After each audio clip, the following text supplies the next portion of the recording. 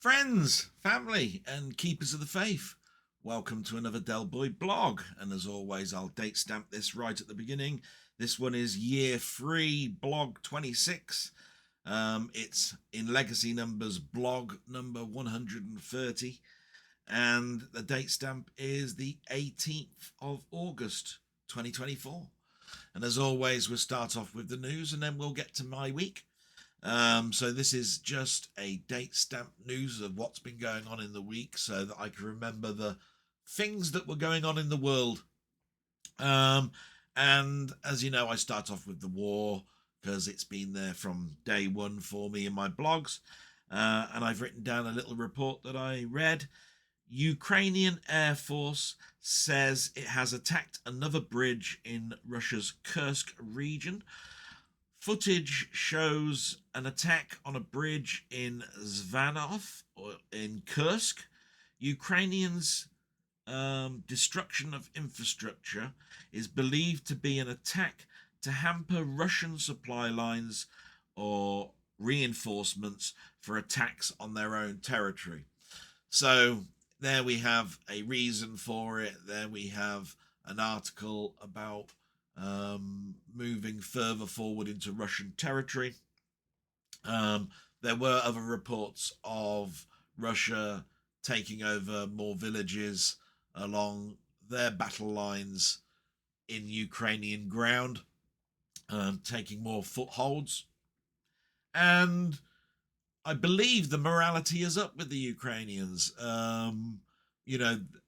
A lot of people were looking, well, what's the point in moving into Russian territory? You're trying to protect your own.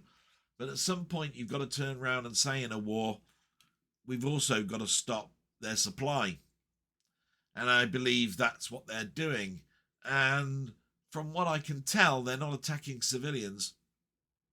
They're actually doing particularly army bases where civilians have moved out. And so the staff that are at power stations and so forth are actually soldiers or military buildings. So, although I don't have an opinion on all of this, I just want the war to end. There does seem to be a reason for it. And I believe there is a uptick in morality for the Ukrainians. I think they need it. We'll see how this one pans out. As you know, I just want it to end. Now, in UK news, it's been one of those weeks of continuations or endings, as I look at it. So it started off what I heard on my listening on the radio and news.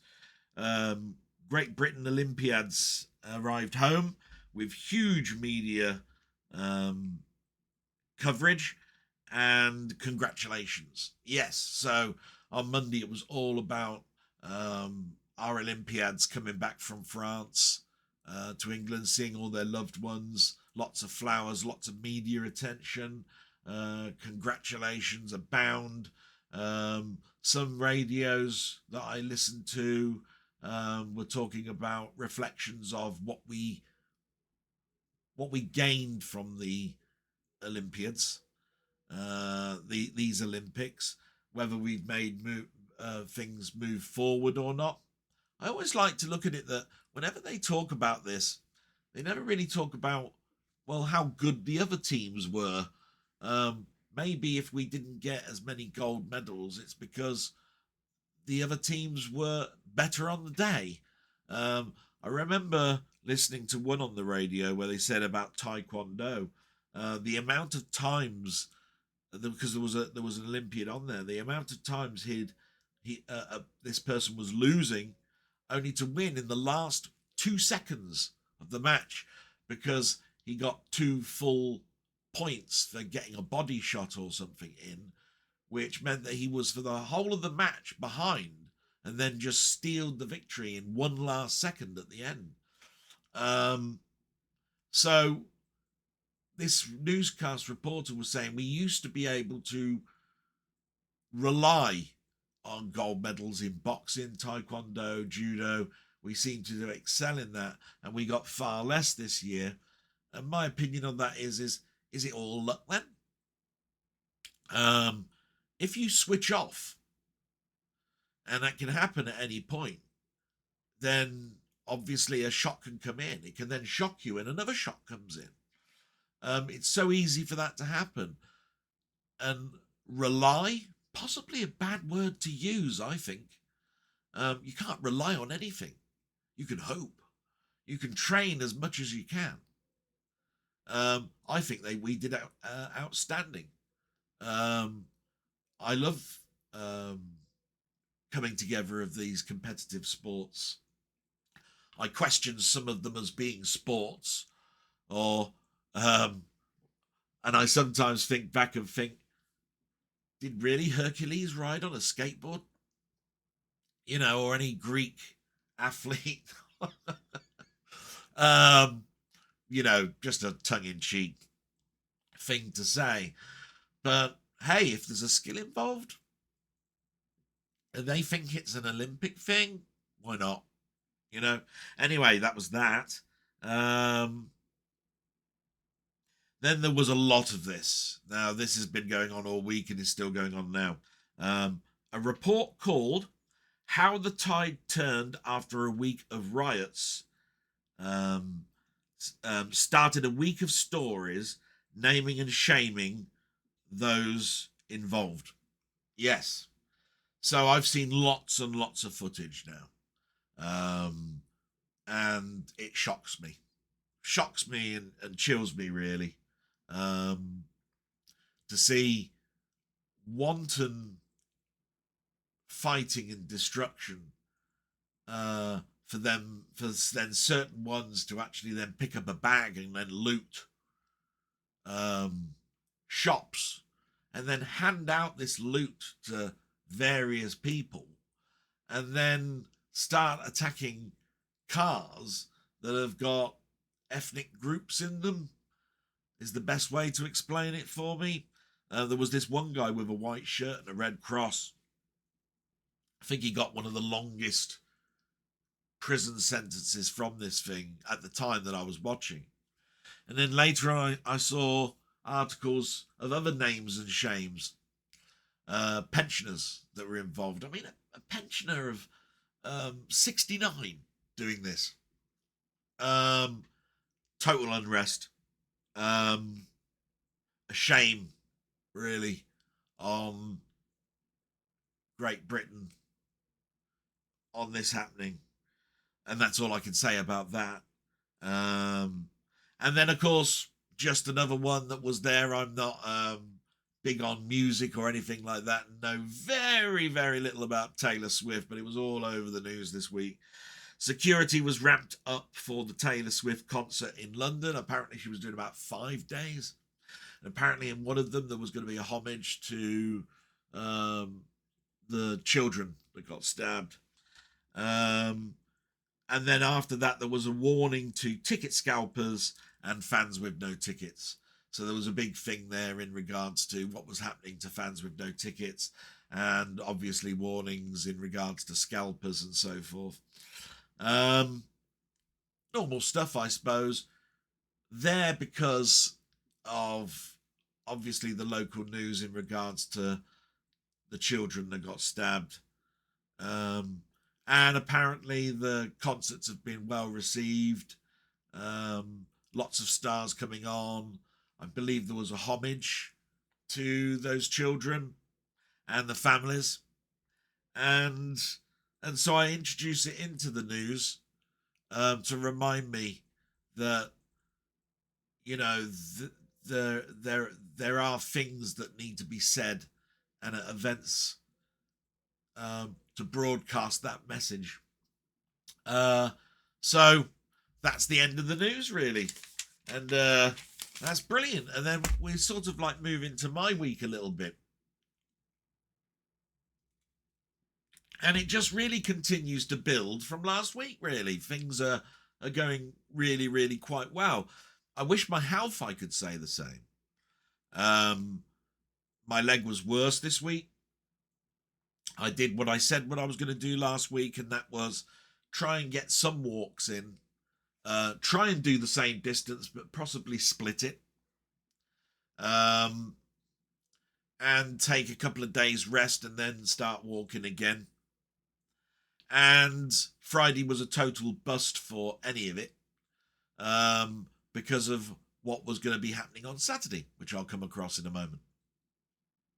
So I'm moving ahead of the game a little bit here, but I'm in constant pain. You'll see me shifting about a lot. I can't see a physio person until Thursday this week. So it's been one of those take control with tablets, don't go mad with them, stretch, do exercises, don't sit for too long, don't stand for too long, etc. Which was very, very hard to do when I do get to Saturday. But I've tried to keep my stress down and concentrate on positives, which, to be quite honest, has been totally easy apart from one day this week. And I'll slightly talk about it when I get to it. But to be quite honest, I don't want to give too much time to it, because to be quite honest, that thing there irritated me for 5 minutes out of a week. Hardly worth a mention. But it has to be mentioned, because another reason that I have to mention these things is this is a blog, right? And I want everybody to understand this. If I do a blog, it's a diary. And if anybody's written their own diary, you don't skirt around things that disappoint or hurt, right? And so basically you write it down so that you remember what your feelings were. And that's a lot of our lives are based around emotion. I was never callous or backwards in coming forwards in all my previous blogs about my mindset and why my mindset went there.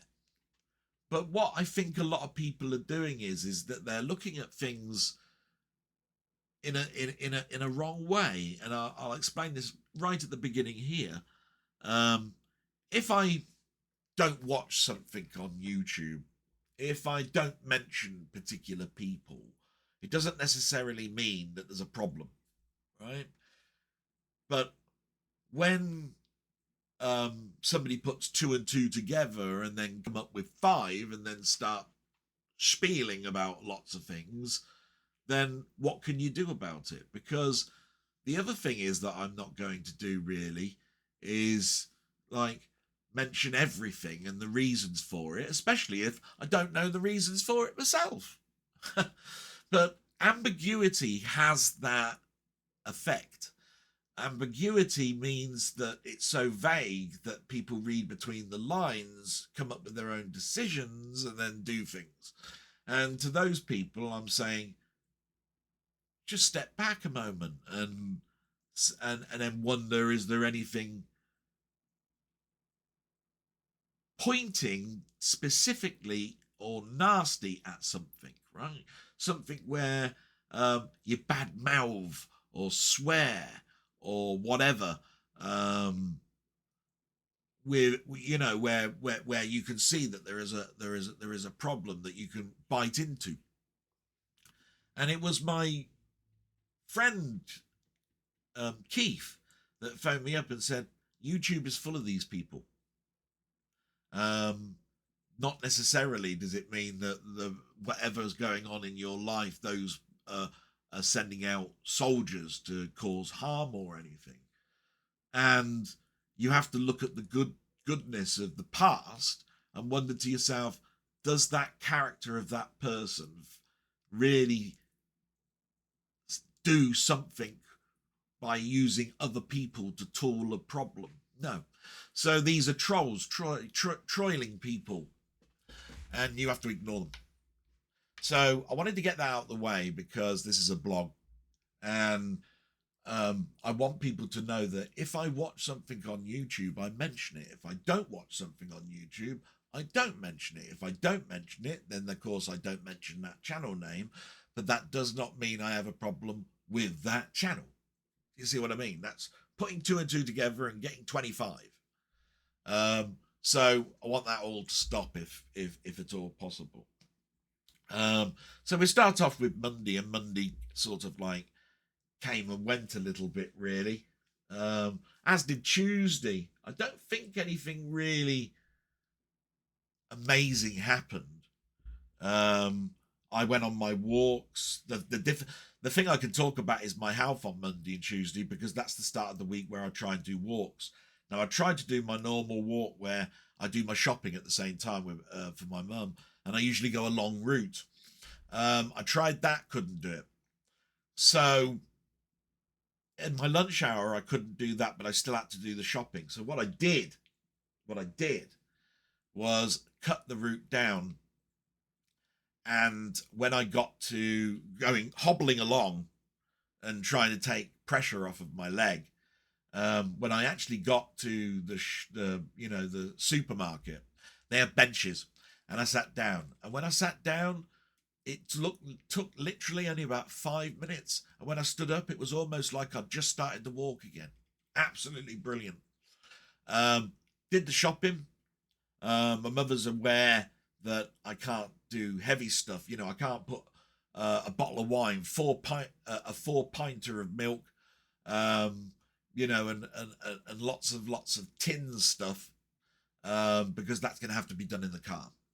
But I can get a 2-pinter of milk, a bottle of wine, some bread, which is quite light, butter and all that sort of stuff, in little bits. So the shopping turned from being something that would be like 20-25 minutes into 10 minutes, because I'm getting less items. And the only downside of it was on one occasion on Tuesday, I remember this. I got to the self checkout, scanned all my stuff, and that red light comes on. It says, need assistance, because they have to identify you as being over 18 for alcohol and all of that sort of stuff. It took them 10 minutes to get to me. And when I'm standing in one place, my leg was really in pain. Really in pain. I mean, I was hobbling, moving back and forth, all sorts of stuff. And the guy, that came up, and I said, look, it's not your fault. Don't worry about it. I said, it's just a sod's law that I turn up, and the long wait I had is while I've got a sort of like a pinched nerve type problem at the moment. He said sorry again. I said, no need. I said, it's just sod's law. I'm just having a laugh with you. And I smiled and laughed, and he smiled and laughed. No harm or qualms. But I needed to sit down again before I left the supermarket, which I did do for 5 minutes. The pain wasn't the happy side of things, where I stood at the last time and said it was like new, wasn't quite there, but I only had a quarter of the walk left to do to get home. So that worked out. But the next day, I decided I'd just go direct to the supermarket and then come directly back. That was easier. You see, when you're walking along, there's very little that you can do to sit down. There are a few walls that might be at sort of like waist level that you could sort of like park your bum on.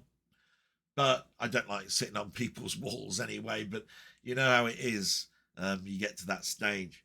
So anyway, Wednesday came along, and I made the decision not to travel to my office to work, because I thought the driving would be quite hard on my leg. So I told work I'll try and do it for next Wednesday, because I'm going to see the physiotherapy on Thursday.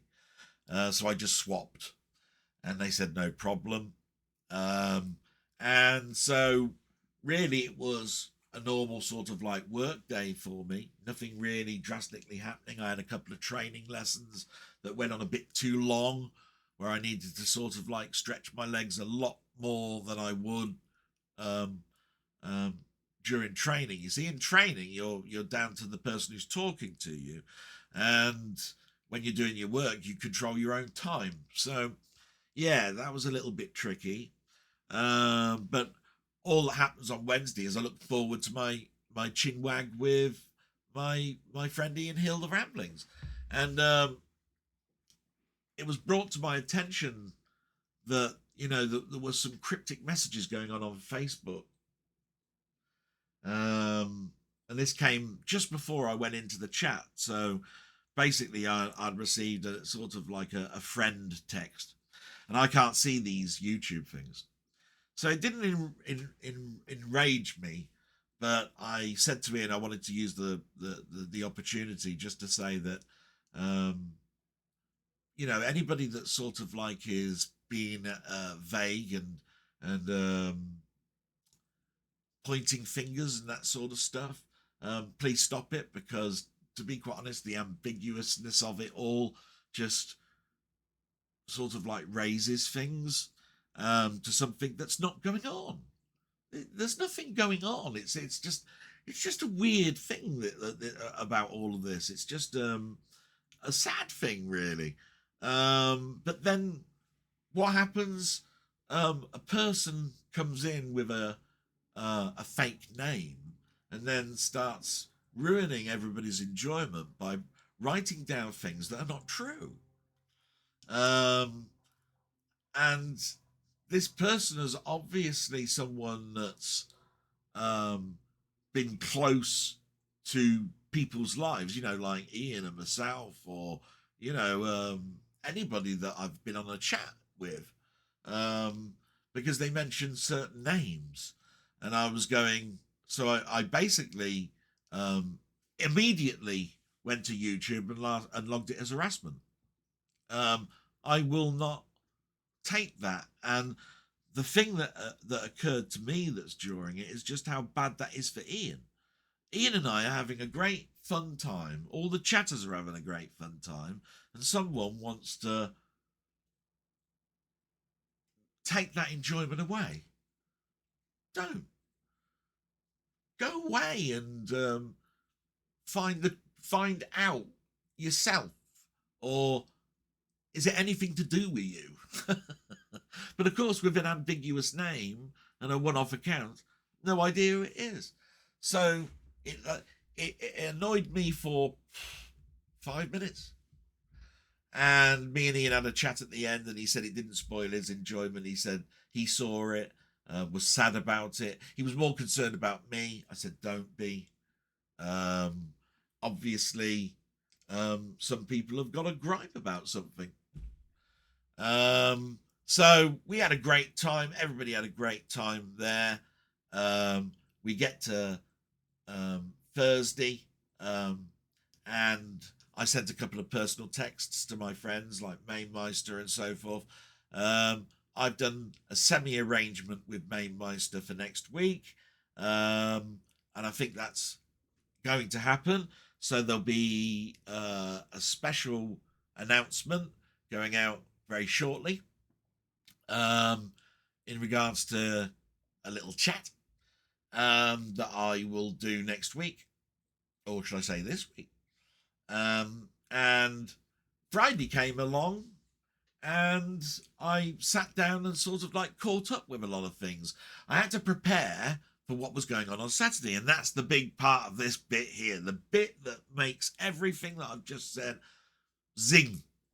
Not only do you take the tribulations of your health away, all that nonsense that I've just talked about there that means absolutely nothing to everybody, and needs to be that way.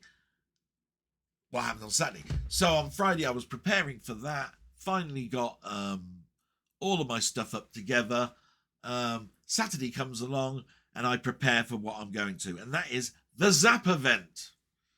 The Zap event in Kenilworth, which is a computer event, which I bought cheap tickets for. I have to say that, because they weren't full price. And the reason I was sending those texts out were because in case any of my friends wanted anything from there. One text was sent so early because if I can get a signature for someone, I will. And if they want it on a particular piece of merchandise that they've got to send it to me. So one particular friend did that. And I'll talk about that in a bit. So I went to the event. There's the little pamphlet from it. Look, Zap Live 2024. You get this book as soon as you walk in. You'll see that it's going to be full of signatures later on that you get, because it was a greater event this time. Mamemeister and I went last year, and we didn't have a bad time. We had a good time, but it was a disappointing. This is where I'm turning around and saying people don't like that word disappointing, but it has to be. Well, you have to turn around and say, is it so disappointing? You have to mention what the disappointment is, and how can you avoid it? If you turn around and say you went to an event and it was disappointing, you got to turn around and say, well, what was the disappointing point of it? So Mamemeister and I both agreed that there was lots of stuff there, lots of activity going on there, lots of people around, lots of computers where you could sit down, play stuff. There was food, there was drink, all of that, no problems, like a standard event. The problem is, when you do an event like that, they set up what they call talks. You know, these are rooms set up for specifically guest people, and you've got the people that have bought tickets wanting to go and listen to their story. Now, at the Zap event last year, the room they set up could only have something like 50 seats in it. You had 500 people that turned up at this event, 500 or more. 50 people at a time being able to go and see this thing. And they're one-offs. You know, they don't come back and do it again an hour later. They move on to the next talk. And when we got to the end, Mamemeister and I, we only went to one talk, and then we had to stay behind for the next talk because it was most important to us. So we ended up going to 2 talks, but we had to stay for the majority in that room while they were setting it up to get to the one we won. And that's not how you run an event. And I think all of that negativity went across to the arrangers of this event, because this year, totally different, right? So I turned up with a bit of trepidation. I'm by myself. Shame, you know. But what can you do? And therefore, I'm expecting it to be a little bit like it was last time. But no. Oh, my God. The one thing they did was they merged the day and the evening event into one, so that you only had one price. If you paid for the day ticket, you were welcome to the evening event. So there was no 2 separate prices. Brilliant. Unfortunately for me, with my leg, I couldn't stay for the second one, but I'd have loved it, right? Because I'll explain why I would have loved it, because I knew what was going to be going on in a moment, but I'm going to talk about the day first. So I turned up, got my book, got my badge, and started off. And the first thing that they do is they tell you where things are. And right behind reception, which is just where you sign in, what was last year a big Amiga room. It was a room set up with a huge amount of tables, with Amigas everywhere, demonstrating games and everything, right? They turned that into the talking room, the room where the talks are going to be. 50 seats turned into 100 plus. So we're talking 100 seats with standing room where you could get 130 in. Now that's a bigger chunk. And I believe that came across because of the complaints that also happened at the Crash event.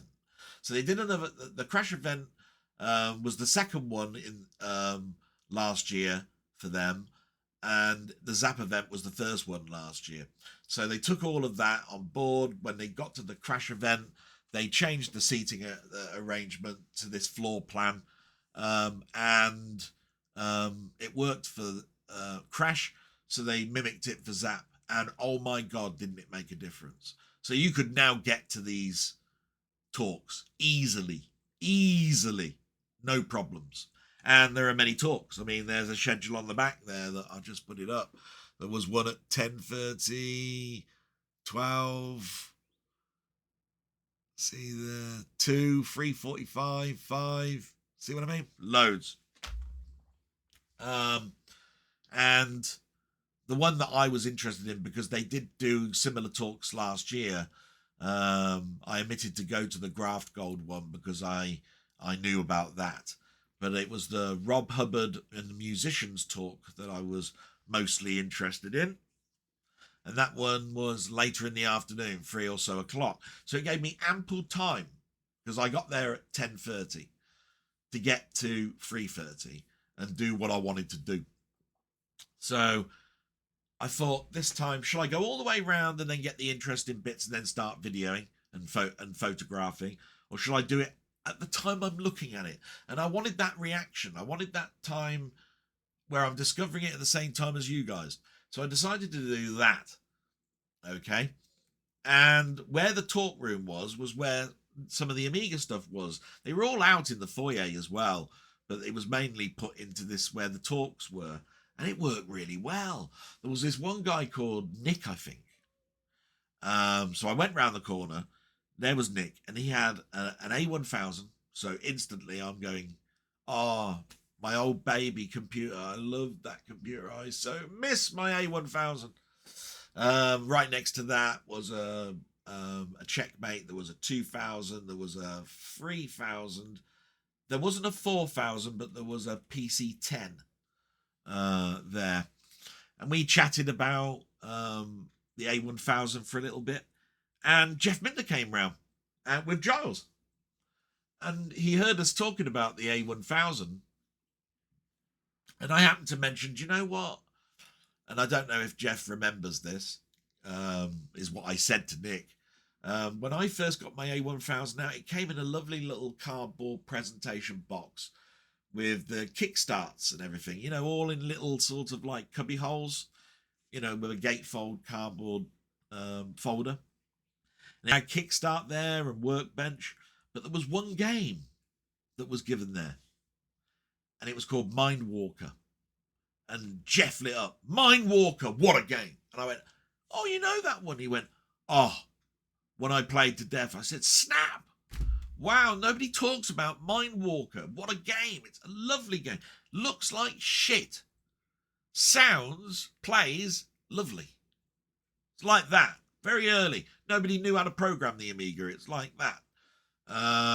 Sound effects in it are gorgeous. Oh, my God. And Jeff agreed and said, oh, yeah, it's ambient.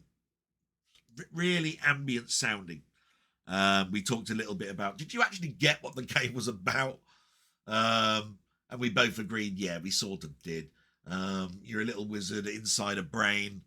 You've got to get to the area of the brain that's got like a cancerous cell. You take that to the cortex. In the cortex, you battle that cancerous part. You destroy it, and then you go to another quadrant of the brain and repeat. And overall, you then clear the brain of this cancer that's going on. So there's some little games in it. And that was an interesting talk. And I happened to mention to Jeff, I need to speak to you later on. I hope you don't mind. I've just got a few little things I just want to ask of you, if you don't mind. And he went, no, colour me when you see me about. I'm relaxing at the moment. I'll be sort of going away in the afternoon a little bit in regards to preparing for the evening. Brilliant. So that freed me up and made me feel good, because I can now go around without worrying about where I'm going to find him for my friend, because I wanted to get a signature for my friend. And I went around all the Amiga stuff. And then I went down the sort of like alleyway that takes you to the Commodore 64 section, where it's always been, which is right at the back. And the first time you walk through, there's a sort of like a retro booth selling things, you know, Amiga 600s and old joysticks and all this sort of stuff. And then right next to that is the Fusion people, the people that write the book, who arrange the event, who make the magazine Zap and Crash and Antics in those A5 formats. I remembered that Ox wanted me to see if there was a Crash annual for 2023 there, for which there wasn't. But I did get a little bit of news for him to say it's not all lost. I believe that they've found some. They're going to announce some numbers, which I think made him happy, because I explained that to him Saturday night.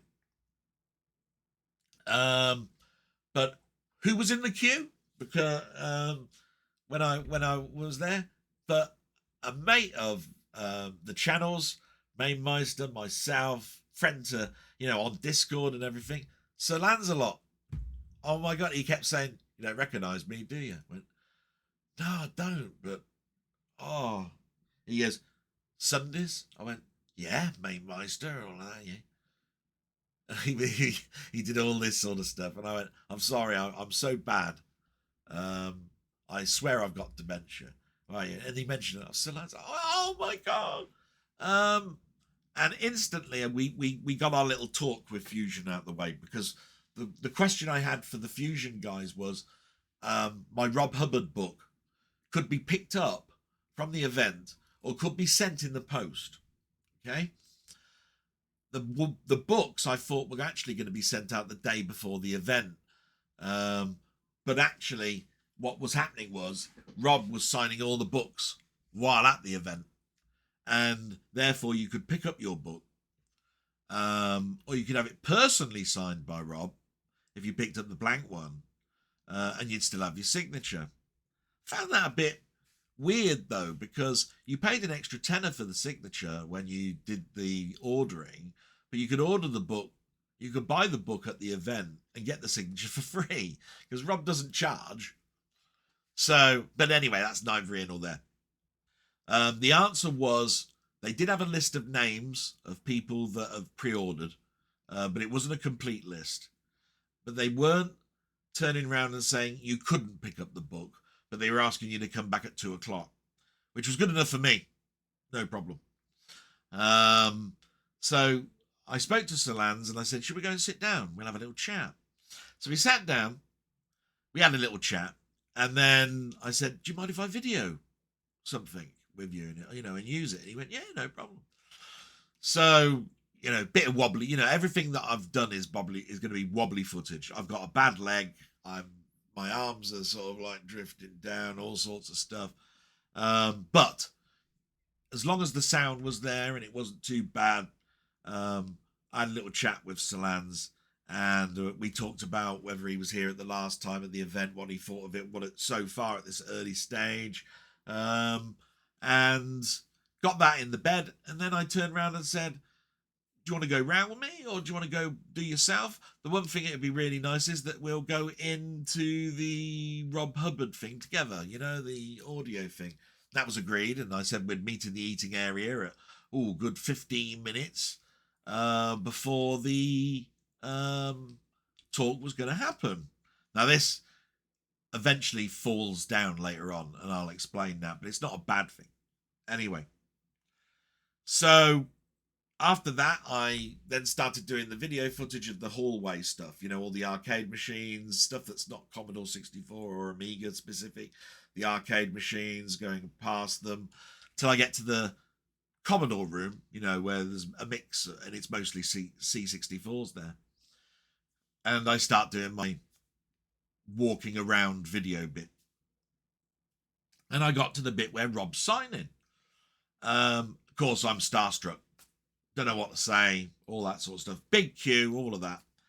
And I was going to go up to Rob, and I did. And I said, do you mind if I just video this? I haven't got a book, but I will be coming up to you later on because they're just sorting it out at 2:00 over there. And he went, yeah, no problem. And I just said, have you got anything that you want to say to your fans? And he went, no. That was the end of that conversation. It was really that short. It was a stupid question. I have no idea where it came from, what I was saying. But good news came out of it. So then this guy came along, and this lady was with him. And I overheard the conversation because he just said, do you mind if I just step in for a minute? He just tapped me on the shoulder. I went, no, matey, no. Sorry, I'm sort of like just sitting here. And I don't know why I'm sort of doing this for any length of time, because there's a bloody queue of people there that want to sign stuff and that. And he walked up to him and he introduced himself, and then Rob was all smiles. And the reason for it is that the guy's name is Jason Whitley. Now, I then found out his life story. It must be 20 or so years, 25 years ago. This guy was hired by Rob to do music for the Amiga for Electronic Arts, And the first game he gave him was Desert Strike. So this guy that just crawled up was the Amiga coder of music for Desert Strike. Wow. So, of course, I'm there going, wow, you know what I mean? And this lady then wanted a little bit of help. And I said, I'll help you, my love. You know, I've been sitting here. And we went over and I got her a glass of water and all of that. And she was talking about her nephew. And her nephew's autistic. And she was talking about how the autism is not a hindrance, not a disability. He's got a bent towards coding, not music, unlike Jason. And I then started talking about my previous past of being an assessor and a facilitator, and having to cater my sort of like talking to people with a disability. You know, I've actually had to talk about what I do as a job to people that are deaf, and I've had to speak directly to them so they can lip read, slow my speech down, all that sort of stuff. And I happened to ask, does he have problems with learning? And she said, he's actually okay with reading things, but has a little problem sometimes when people are being shown to him. And I said, you know what? That's probably the better side of autism. The reason I say that is that if you've got a person who can read a book, they can understand it, it's so much better than somebody that you need to show something to. Not because that's a hindrance, but it's because since COVID, we don't tend to be in the offices together, and we do things online and chat in Teams and so forth. So I was saying to a person that's highly intelligent and can read things quite quickly and do all of that sort of stuff, is probably in a better position. I'm so excited for him, you know, that if he's going to get into computers, because you want somebody that can read and take that in. And it's probably going to be a much stronger thing to have than the person who needs to see it or whatever. And then we got back to Jason, and he overheard what I was saying and said how right that was. We had a little chat about his influences. Took a photo and a sort of like a photo bomb together. And I wished him well and moved on. And I went around the event and I played instantly on a game called Drop Zone Enhanced. Didn't have too much paraphernalia about this. It was just a black box that looked like a mini PC with a huge, like 40, 55-inch screen playing Drop Zone Enhanced, and it said from Fusion Games. And no word of a lie, it played like the 64 version, but with enhanced graphics. Do you know what I mean? I've seen this before. You know, anybody who's seen Drop Zone on a Game Boy or Game Boy Advance and all of this sort of stuff has known that we've seen the extra things that they've put into it. But this hasn't got the extra things put into it. It's just enhanced graphics with the same as the 64. Do you know what I mean? So that it's got the same rain clouds. It hasn't got, you know, these extra bits in it that go, I don't want that. I just want my old Drop Zone in a format that you know, shows progression in moving forward, like say sonically or graphically. So the thing that stood out about it was the colours, right? The colours were amazing. And then you notice the little things that they've enhanced, like there's a little parallax effect, right? So if anybody who's seen Drop Zone, it's like Defender. The world at the bottom is identical. You know, it's got that craggy moon effect with craters, the same humans that you have to pick up and drop off. It's got the cloaking ability that's all there. You got the aliens that are spanning around. You move around. The explosions are exactly the same. But the background's got a big world like a Saturn. And it's spinning around. And basically, when you see this world, it's sort of like moves slowly and so forth about. So that was absolutely wonderful. So I'm just going to take a little pause because my mother's just needed to go to the toilet, and I'll be right back, and we'll move forward from it. Say hi to my mum if you want. Back in a moment. There we go. Bless my mum. I have to pause because, you know, the microphone does pick up sort of like the cistern, you know, she needed to go to the toilet and so forth.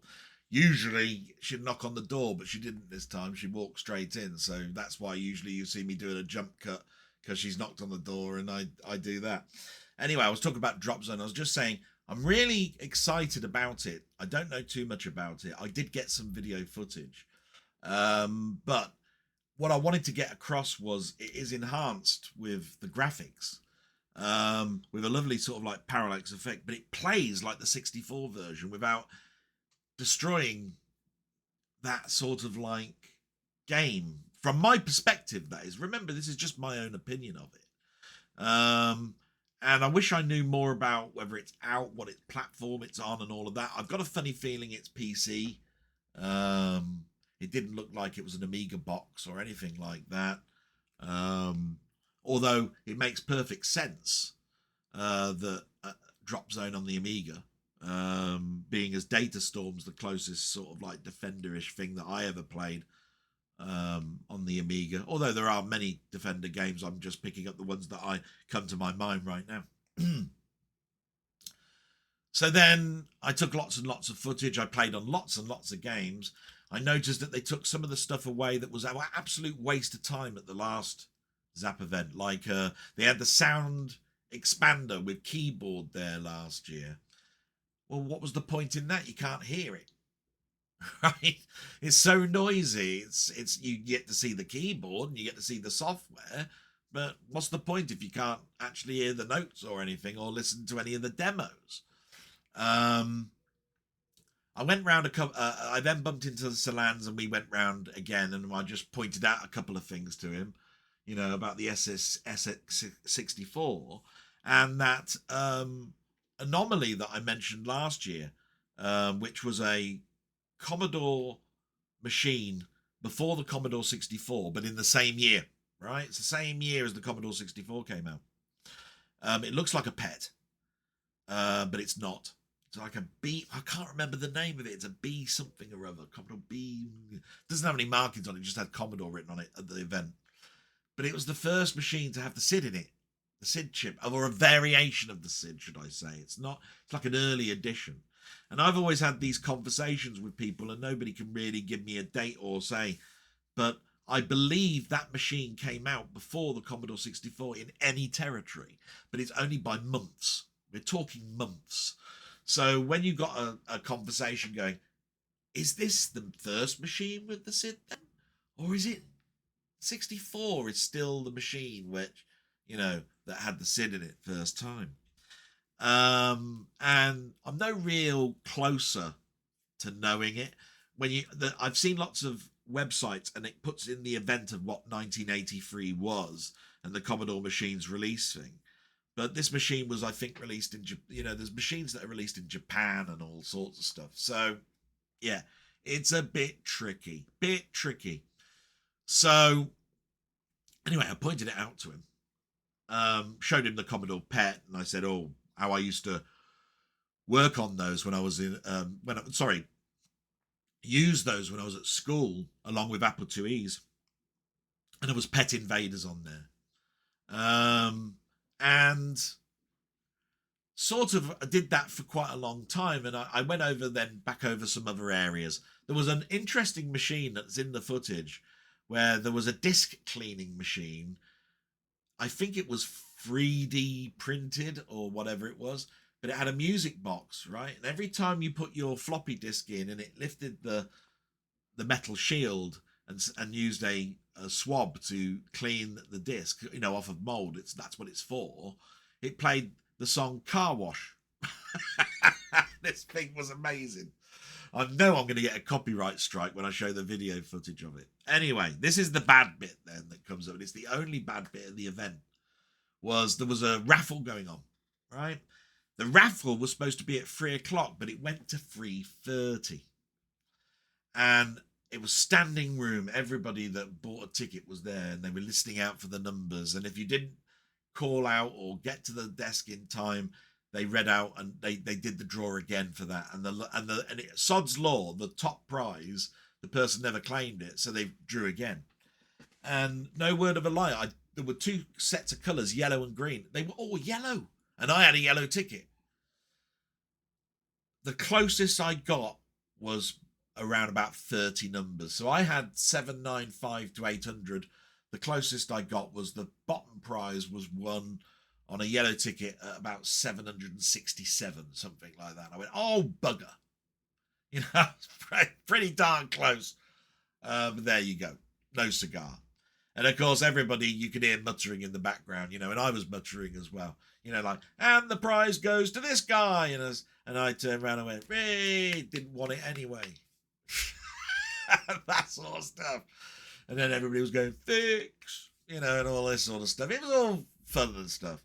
But what you have to remember is they did this at 3:30. I was supposed to meet my friend Sir Lance at 3:30. But because I bought a raffle ticket, I want to know if I've won. And you've got to be there to actually pick it up. And when that draw finished, it was literally 2 minutes to 3:45. And by the time I got from there to the other side, Lance wasn't there. I walked in. It was standing room only. Sod's law. I've got a pinched nerve, and it's standing room only for an hour and 20 minutes of talks. And I'm really, really suffering now. Suffering badly. I managed to get some footage, some photographs. I got a couple of questions in. What were my questions? One was directly to you know, the Jason, because we'd talked outside.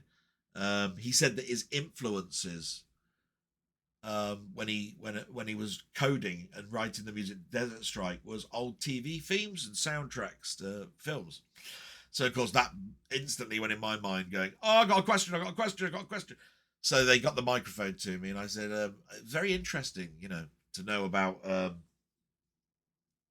your influences. And so with that, I'm intrigued to know, what is your favorite composer and favorite track that composer's done? Can't remember what he mentioned. I know that the track he mentioned was the main theme to Thor, you know, the Mighty Thor, the Marvel film. Can't remember the composer now. But the second question, because they were, you know, they basically not a lot of people were putting their hands up. They were just enjoying the event and listening to the stories. I happened to say, when they got the microphone to me, and it was right at the end, I said, Michael Caine famously said that although Jaws 4 is not possibly his best film, and I'm being sarcastic there, but the paycheck paid for a house, right? It's a famous sort of like thing that was said in an interview to Michael Caine. So I went up there and I said, so, to the panel, have you ever done a tune just for the paycheck? And they went, oh, don't go there, like this. Of course, Rob Hubbard, by the time they got to Rob Hubbard, he turned around and said, strip poker. And that's all he said. I was sure he was going to say something like Jeff Cape's Strongman or something, right? But what you got to remember is some of the people that are on the panel were contracted. So they had a weekly wage. They didn't get something for a particular tune. But it did work out for 3 of the panel. I didn't get that on video or the first one because obviously if I'm asking the question, I can't hold the camera. So that ended. I then got my selfie with Jeff Minter and Giles. I spoke to the director of the film to ask him when the film is coming out and where we're going to be able to buy it, for which he's taking it to a film festival in London. And then he's sorting out the distribution. So I got a little bit of information that I would have found out in the evening, but I wasn't attending the evening event. And I asked Jeff, what is he doing in the evening event? And he said he's playing a lot of Commodore music, actual Sid tunes, maybe a couple of remixes, but then doing his light show with psychedelia. And I went, oh, I so want to be able to see that. I did tell him, apologies, my leg is just killing me. I can't do it. And we said our goodbyes. And I then walked away from the event. Sat in the car for about 5 minutes just to rest my leg. Drove home and started to prep this blog. And that's where you've got a hobbled blog this week. And I apologise. But that's my week. We're here, me recording now. So let's get to the shout out, shall we? I know that was a long one, but had to be said. You know what I mean? Lots of shout outs today. It's nice to see. I know we're in holiday period. I know some have got problems getting messages to me. Not a problem. So, in no particular order, we have got, and thank you and salute to all these people. They all leave a comment and they all wish me well, and my mum. It's all really lovely. I know other friends are equally complimentary to me, but can't write. That's fine. I know you're there in spirit. So the shout outs this week are Denny, Ian Hill, The Ramblings, Jambon, Through the Lens, Mark Fletcher, Colin Jones, aka Ponder, Playtendoguy, LFC Gamer and Vlogs, Gans Teeth, Martroid, Steve's Gaming, Stevie Paperboy. Thank you so much. Absolutely wonderful. But we're running out of time, so I'm going to have to move on. I'm just going to say salute to you all. Thank you so much. And to anybody that's watching, I do hope you're enjoying and understanding the purpose of this blog and what it's all about. And encourage you possibly to look at the other stuff that I do. Film capsules, game playing, that sort of stuff, chats. It's not just about this blog. I want to impart knowledge in as many different forms as I can. So we'll move to the talks, and they're not in any particular order, but the very first one is how long? Right. I'm just going to take a swig. I think we know what the first one is. And it's War and Peace. And it's from my good friend Denny. And I just want to say a big thank you to Denny. The other thing that I've been doing this week is I set up a Discord server about a year or two ago and never made it live. Never told anybody about it, right? And it was from a skeleton template. And I've been encouraged by Denny and a few others. Why don't you? And I've always turned around and said, well, I don't think I've got anything new to offer. I love my time in Mamemeister's Discord. I love my time in Denny's Discord. I do recognise that people that do go into those don't do too much of the TV and the film stuff. Maybe I could introduce that. But I don't want to do a Discord that's just TV and films. And I don't want to encroach on the others. He said, don't be bloody stupid. They can all live in the same world. They're not going to suddenly hop servers. That's not how Discord works. That's the thing. Discord doesn't work like that. You have the app and you can have as many servers as you want, and you can turn the alerts off for the ones that you're not so into, but you're there because you want the information out of it. So I went, do you know what? Yeah, okay. So I've spent this week trimming it down. And Denny was the first person I invited in because he's got his own Discord server, right? And I asked him to test it. And he found very little wrong, gave me some advice on things to add. And we started to send it out to a few people. And I'm going to go live with it, possibly at the end of this blog, I don't know. Or it will be in the next day or so. But I want to see how it comes across when people first log in, what questions they ask, like, I can't see this, I can't see that, all of that sort of stuff. What I will tell you is though that I've gone ultra safe, right? The first time that you log into this, don't expect too much, because the first thing is that there is a role in it called everyone, right? It isn't a role I've created. It's not a role specifically done by the system. It is at everyone, and it does next to nothing other than show you what you can see in the site, and you can do really next to nothing other than read, right? And that's because when somebody comes in, I want to welcome them and know who they are and then give them a role, right? And most roles will be one called foot soldier, or standard, right? When you come in, I then elevate your privileges to that, and you can then do all you want, posting all your stuff, messages, read all the messages from the past, all of that sort of stuff, right? And then, of course, there is the obvious mods, VIPs, which will come about.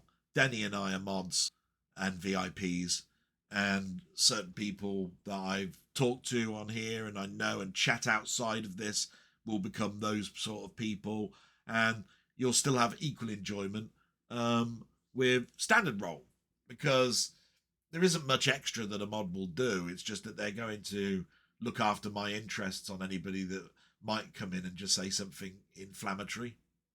That's about all a moderator really can do with the permissions that I've set. But you need somebody therefore that's sort of like in it 24/7 really, so that you need to have more than one. So there'll be a few. But don't feel despondent by what role you got. If you ever learn what it is, you'll be able to do everything. Post web links, put pictures in there, sound, music, all of that sort of stuff. So brilliant. So that's what you get. You move in, you're set to everyone. Then I move you to foot soldier. Anyway, I wanted to get that out of the way because that'll be coming. And we'll start talking about Denny. So Denny starts off with this. Before I start, I want to say how grateful I am for obtaining me one of my 8-bit heroes' signatures, Jeff Minter. This guy has been with me since I bought my VIC-20 from Beatties in Wolverhampton and bought the game Matrix, which pushed the machine to new heights in graphics and Jeff's trademark sound effects. I feel after 42 years the journey has come full circle, and I finally have the great man's moniker on my precious Matrix cassette game. What a wonderful friend you are. Bless you for a gift I'll always treasure. Oh my God. What can I say about that? It was the easiest thing in the world to do, and one of the hardest things to do in the regards to, bothering people they're not my friend. Jeff's not like somebody I have a cup of tea with or have a chat with or socialize with. So I am still the starstruck person, that's going up to these people.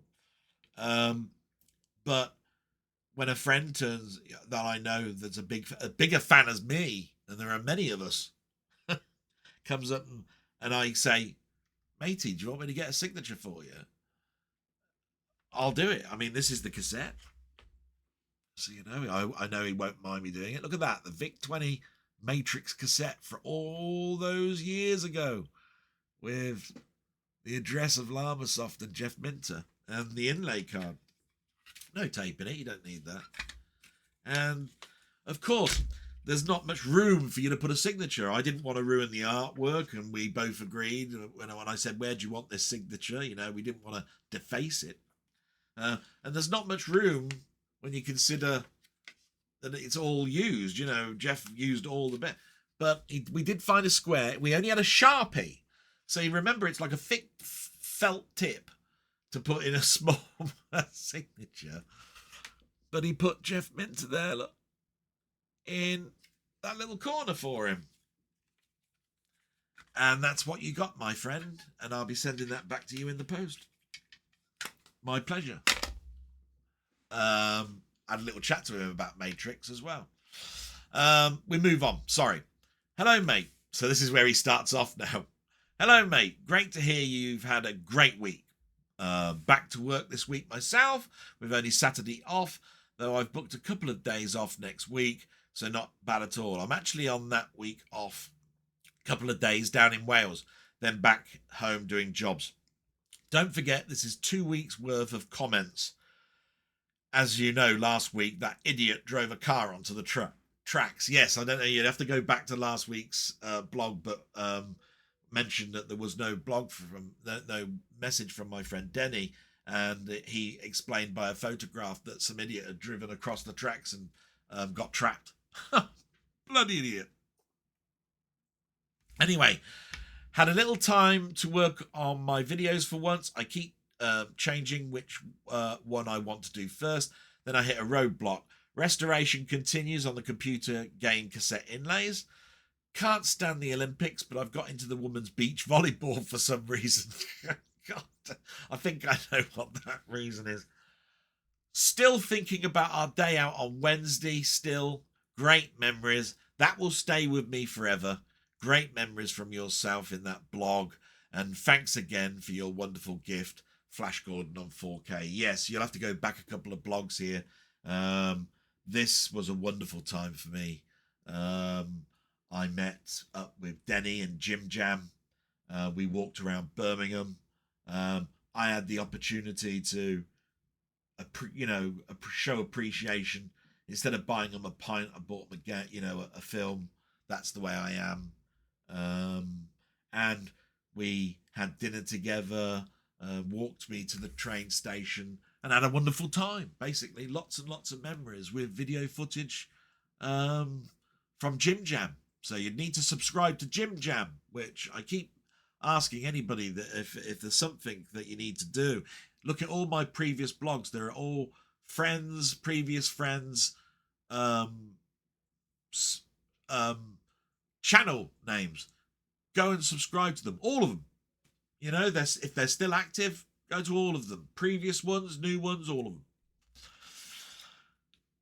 Still thinking, I really enjoyed Friday night with yourself, Ian and Jim Jam. Hopefully do some more going forward. We did a chat on the Friday. That was a great time. It was going to be cancelled. It didn't. And to be quite honest, we had a good time. It was really good. Not wanting to go over too much old ground. All it is that whenever I do a chat, I don't want people to be in a situation where they're having to choose between their favourite programmes, one on BBC One and one on ITV. If you've got two chats on and they're both interactive chats, the person that's not going to get the views is going to be the one where they can't interact. It makes perfect sense in my head. It makes perfect sense to the people that I've talked to that it doesn't matter what your thoughts are on that in regards to, just do it anyway and all of that sort of stuff. You are ultimately, if you share a subscription base across the whole of YouTube, going to have people needing to choose. That's it in a nutshell. You say, I loved it when you mentioned Tarzan. Tarzan for me was Johnny Weissmuller, the same as Basil Rathbone with Sherlock Holmes. Tarzan the Ape Man kicked it off with Johnny. Not long released on Blu-ray. Hope they continue to release them to finish. I do as well. I remember Doc Savage. Yes, I have it on Blu-ray. You're a bastard. See, this is where you upset me. I haven't got that, and it's 25 quid. And I've been meaning to do a retrospective of that because I remember that one vividly. It even kicked off Marvel's foray into adapting Doc Savage into the comics. So it is a very important one for me to go to. But it's just 25 quid for a standard Blu-ray Echo box edition. And so, yeah, I missed the boat, really. I bet you any money it was like you could get it for £9 at one point. There you are. So I remember Doc Savage. Yes, I have it on Blu-ray. Always remember the part with the animated green snakes. Yeah. I remember lots of things about that. The song. I remember the assassin trying to shoot him, but he had the intelligence to have glass so thick or thick enough to put a distortion in it so that if somebody was trying to aim at him, they'd be actually aiming a foot wide. I thought that was an interest. That was an interesting thing. Lots of things I remember about that film. Can't say I like roller coasters, but I used to get the free tokens out of the Sun newspaper for Alton Towers. My favourite ride was Around the World in 80 Days till they got rid of it. Don't they do that? Colin, who I told you about at my workplace, who watched some of your previous movie streams, gave me so many wonderful box sets this week. A wonderful and generous gift. Community is something I know you strive for. Glad I found ours. Yes. Brilliant. Community is something I know you strive for. If you haven't got now, any of you, that my whole blog is a get the community together, not splinter it, then I don't know what I'm doing wrong, because that's the whole point. We've all got our things that we love, and we've all got our passions, and we've all got things that we've got a casual thing with. If I can bring a casual person into knowing something a little bit more about something that they had a partial interest in, and then start getting them reminiscing, I've done it. So that's why computers will always be that thing at the top, but films is equally nearly enough there, as is soundtracks and the rest, as you keep going on and on and on, adverts and all and everything else. So I'm hoping the Discord also does that, because not only will it have my friends that from the Discords for mostly the computer stuff, but it will bring some of the film ones in that I've spoken to over the years, and we can all look and see what the latest what people are thinking about Halloween at the moment and all of that sort of stuff, which is of interest to people that are just into the technology side of things. They watch TV, for God's sake, at some point, or some box set, some series of something. So, yeah, that's the whole point. Bring it all together. Make new friends. Yeah, brilliant. When I finished watching this week, No Way Up. What I've watched this week, No Way Up. A film about a plane crash in the sea. People who are trapped trying to get out to the surface and survive sharks. It's worth a watch. House of Dragon season finale and a new Roman series on Prime called Those About to Die, also on Prime. The Boys, Superman and Lois series 3 on BBC iPlayer, all worthy viewing. Thanks very much for your insights there. House of the Dragon, I did actually get round to watching that while it was coming out. It was quite easy to do without falling asleep and so forth. The Roman series has got me intrigued. The Boys I need to get caught up with. I only watched the first couple of episodes of season 1 and never got to it. Superman and Lois, I watched the whole of the first season and haven't watched it since. I need to. It was a good show. The film, No Way Up. That sounds interesting. I haven't seen that one. Reminds me of a story in Airwolf where a plane crashed, sank. They had to use Airwolf to try and get the bloody people out of the plane. So it's not obviously a new thing, and it's probably obviously happened in real life. Obviously with all the flotation devices and stuff, they gear for it. So yeah. My pickups this week from Shrewsbury. I did a Jim Jam special. Got all 4 season box sets of The Unit for £2 each. £8 for 4 years worth of a great series. Brilliant. Yeah, we mustn't forget that DVD is still a viable media. Some things would be nice to be in Blu-ray. But at the end of the day, depending on whether it was shot on video and film and the state of it and that, DVD gets upscaled for your player. You can get some interesting and good results.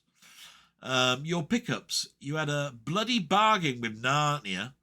Runaway with Tom Selleck I've had it for a while. Very interesting concept. Gene Simmons could do with a few more acting lessons, yeah. But what about his face? It's that sort of like hairdo that he's got going straight back. And the black eyebrows and the hair that make him look really menacing. Gene, yeah. Question for this week. What is your favourite Johnny Weissmuller Tarzan film? Why? Oh, you bastard.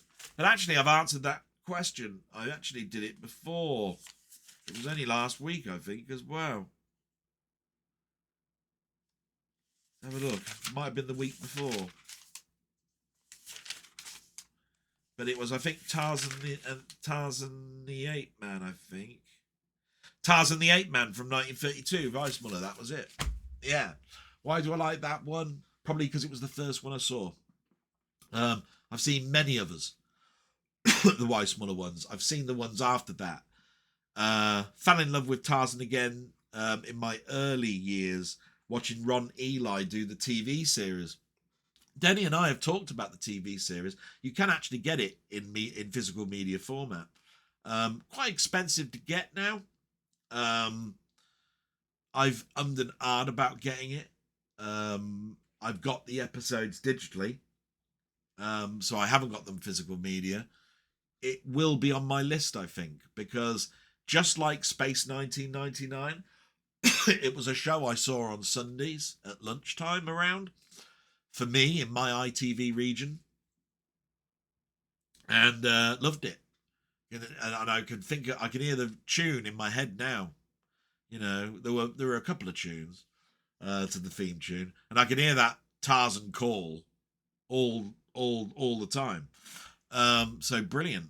But that's a very simple answer for you. Very good, because there was a lot to read out there, and I'm behind.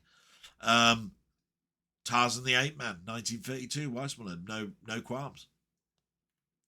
So a lot to thank you for this week. Thanks a million, not a problem. My pleasure, and salute to you, sir. Thank you for doing the testing on the Discord. So we move forward and we get to Ian Hill, The Ramblings. My mate Ian seems to be the two people that I probably interact with the most at the moment. Hi, Delboy. I know there are always health issues, and I hope you can somehow cope with them when sometimes they seem unbearable. Yeah, it's getting a bit difficult now. I might have to do another cut in a moment. Also, hope your mum had a better week. Yeah, I haven't talked about my mum much this week. Sort of similar to last week, probably a bit worse. The Olympics have ended, but the darts have just come on. So actually, she perked up a little bit yesterday. I left her on her own yesterday, and that was a worry. If I'm away from the house, it's usually a weekday on a day that she's familiar with, Wednesday. A Saturday, not so much. So, yeah. Didn't like that aspect of it, but she was in good spirits when I came in. I bought her a chicken fillet burger from a burger place that she loves. She likes it with onion and mayonnaise, and she doesn't like KFC's one. This is a proper grilled fillet burger, and they grill the burger buns as well. But in herself, I think she's just okay. Do you know what I mean? I will talk more about my mum, I think, as we move forward. So, I'll keep you peeled. I do know that my caring certificate at work has been renewed. So that's good, because it's renewed every 3 months. And that's about it, really, about my mum. But we'll move forward. Thank you for managing to get through our weekly live chat. Considering everything, you did really well. I hope this doesn't sound too obvious, but the way to beat negativity is to be positive. Also, those who belittle or are nasty is to think what sad lives they must lead, and they don't need any thought or attention. Yeah, well said.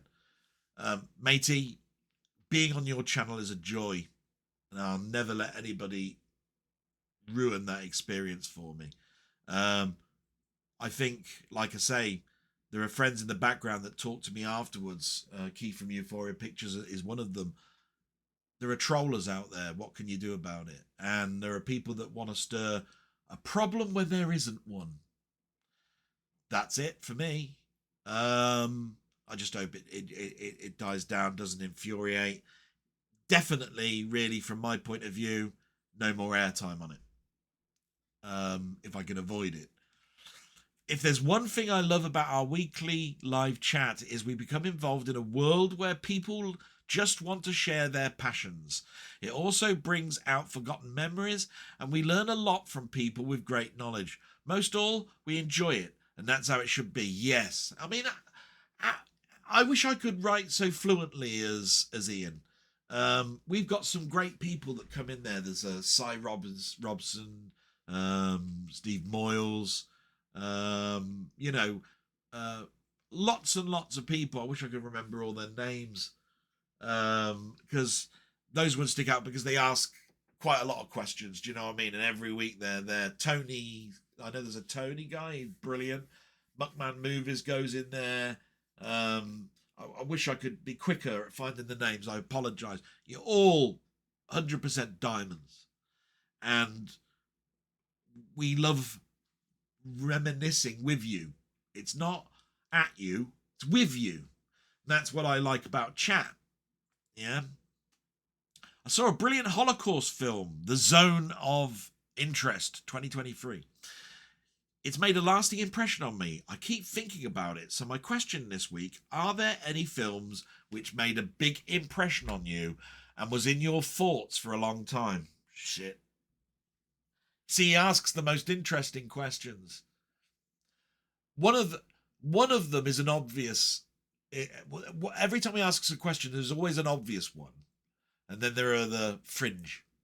You know what I mean? And the obvious one, without even, thinking about it, is Schindler's List. I suppose on equal measures, it's like Saving Private Ryan. Schindler's List, anyway. The actual event, the cruelty of it all, it's overwhelming. And I remember having many chats about sometimes we think of that film as being a one-time watch. And I wouldn't say that was a wrong thing to say either. It's something you have to gear yourself up for, to purposely get into the frame that you just want to recap what this was, or a reminder this happened. You know what I mean? It's not an everyday film. It's not something you put on a Sunday afternoon. It's not that type of film. Yeah, it was a great thing. I remember, just mentioning Rock God for a moment. I sent my Schindler's List because I got my steelbook of it, and we had a chat and said, yeah, this is you have to one time watch. It's so difficult. So like-minded people, like I've just mentioned, come up with the same decision, then you must be on the right lines. We both said we're happy to have it in our collections. It will be there. We've watched it and understood it, and for prosperity, if we ever need a reminder, it's there. And that's pretty much the outcome of that conversation, really. I'm pretty sure he wouldn't mind me mentioning that.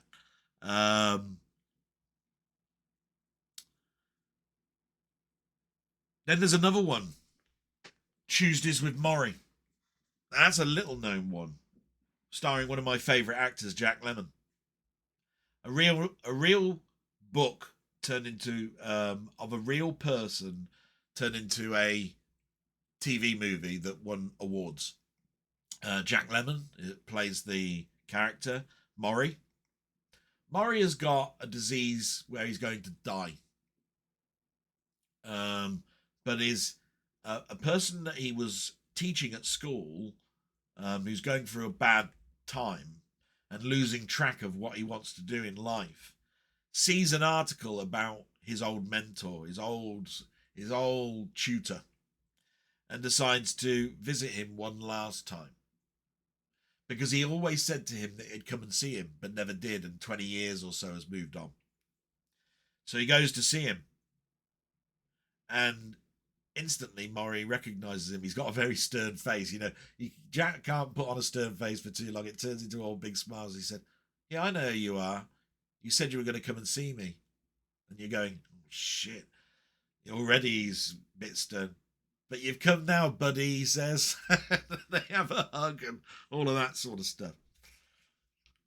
He goes away from that event moved, thinking that would be the last time he'd see his tutor, but something else happens in his life where he needs to make a decision where marrying his long-term girlfriend how he's going to adapt to,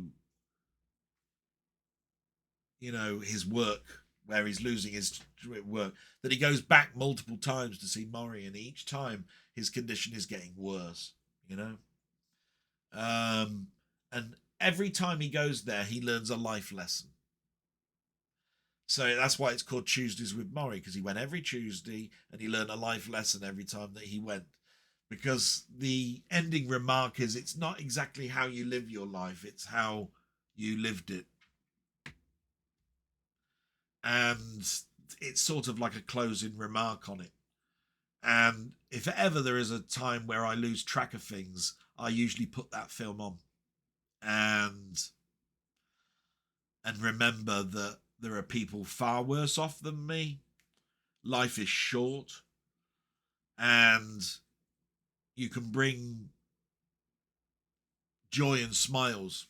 And it's probably why sometimes I go a little bit overboard with gifts, because sometimes I don't know how else to do it. You know what I mean? But it's a short life we live in, and if I could turn a frown upside down, I'm happy. And if I'm happy, that's fine. I just hope it's not used as a weapon against me. You know what I mean? You buy your friendships, whatever. Not the case. What else has had a lasting interest with me? A Beautiful Mind. That came up in actually the weekly discussion. I couldn't remember the title of it. Yeah, Beautiful Mind. A film that really should have got an Oscar at the time. And it reminds me every time I watch it about it is mental health. It's a stark reminder about how mental health can affect you, and how we handled mental health during that period of time, because this is set World War II and beyond. So it's full of paranoia and all sorts of stuff. So yes, that one's got a lasting effect on me. And of course, how can I not mention it, as I do every week, if you're talking about things that what did you say? Last a big impression. A big impression is going to be a shock ending, isn't it? And what's the biggest shock ending that I keep mentioning each week? Planet of the Apes. So, I think that's enough there. I hope that's an insight. I think the most you'll get from that really is Tuesdays with Maury. I've only ever sent Tuesdays with Maury in my life to the most special people in the world to me. And now it's harder to do because you can't get it. I've had multiple copies that I've just, that I've kept. One day I'll send this to somebody who's one of my biggest friends or whatever. That time's gone. And the last one that I sent out to a special friend was a bought copy, and it was bloody expensive at that, because you try finding a copy of that. We're talking DVD only in 20 to 30 quid range. But I really, really have to think twice about sending that one, because I think it would affect me if somebody turned around and said I didn't get this film. So I have to really know, I think, that the person would appreciate it. Yeah. So we'll end that. Thank you very much. Salute to you, sir, and looking forward to Wednesday. My God, be so good. We move to Jambon. Jambon, he's put, "Hi, Dell. Thanks for another entertaining blog. Managed to watch this one all the way through and cheered me up a treat. Glad to hear you've had a rough idea of when your surgery is. Yes, late September will be. Hopefully it doesn't drag on and on. Wishing you and the best health-wise. You take care, mate." Yeah, the one thing I'm dealing with blood pressure, by the way, guys and gals, stress, and how people can get you stressed. You'll see that I've made a concerted effort the last 3 weeks to be buoyant, even though there's been adversity there, right? It's working. My blood pressure is coming down slightly. Chest pain is not happening at the moment because I can't walk because of the pinched nerve. But even before that pinched nerve was there, it was diminished. And therefore, I believe I'm in a good part of my life, a good place. I hope that people aren't out there to destroy that. That's all I can say. Thank you, Jambon. Such a pal. Sorry we didn't get a pin fest this year. I do hope we will meet up at the next one. I don't want to go another year and not go to that event with you. It started to become a staple. Brilliant. Thanks, matey. We moved to Through the Lens, who I managed to chat to last Saturday, I believe. Yeah. Hi, Dale Boy. Amazing to talk to you again last week on Pete's stream. It was a lot of fun. Great blog as always. Thank you so much. We hadn't seen, Josh and I hadn't spoken to each other for a long time, and I'm not sure why. You get caught up in moments, I think, like you get caught up with going on chats with people or doing chats with people and all of this sort of stuff.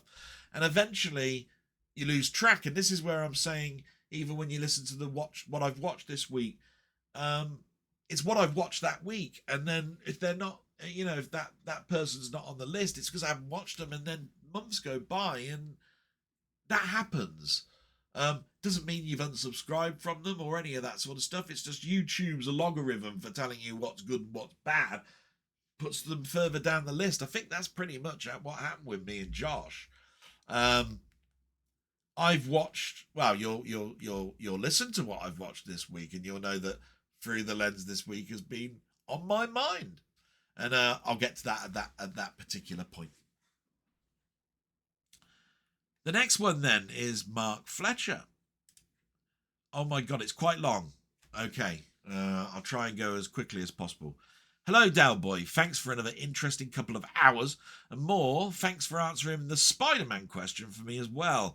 Continuing on that subject, have you seen the new Artisan edition, John Romita's Spider-Man Volume 2, that has come out? I saw a review for it on Andrew Buckle's book review channel on YouTube. Great channel from another very knowledgeable man.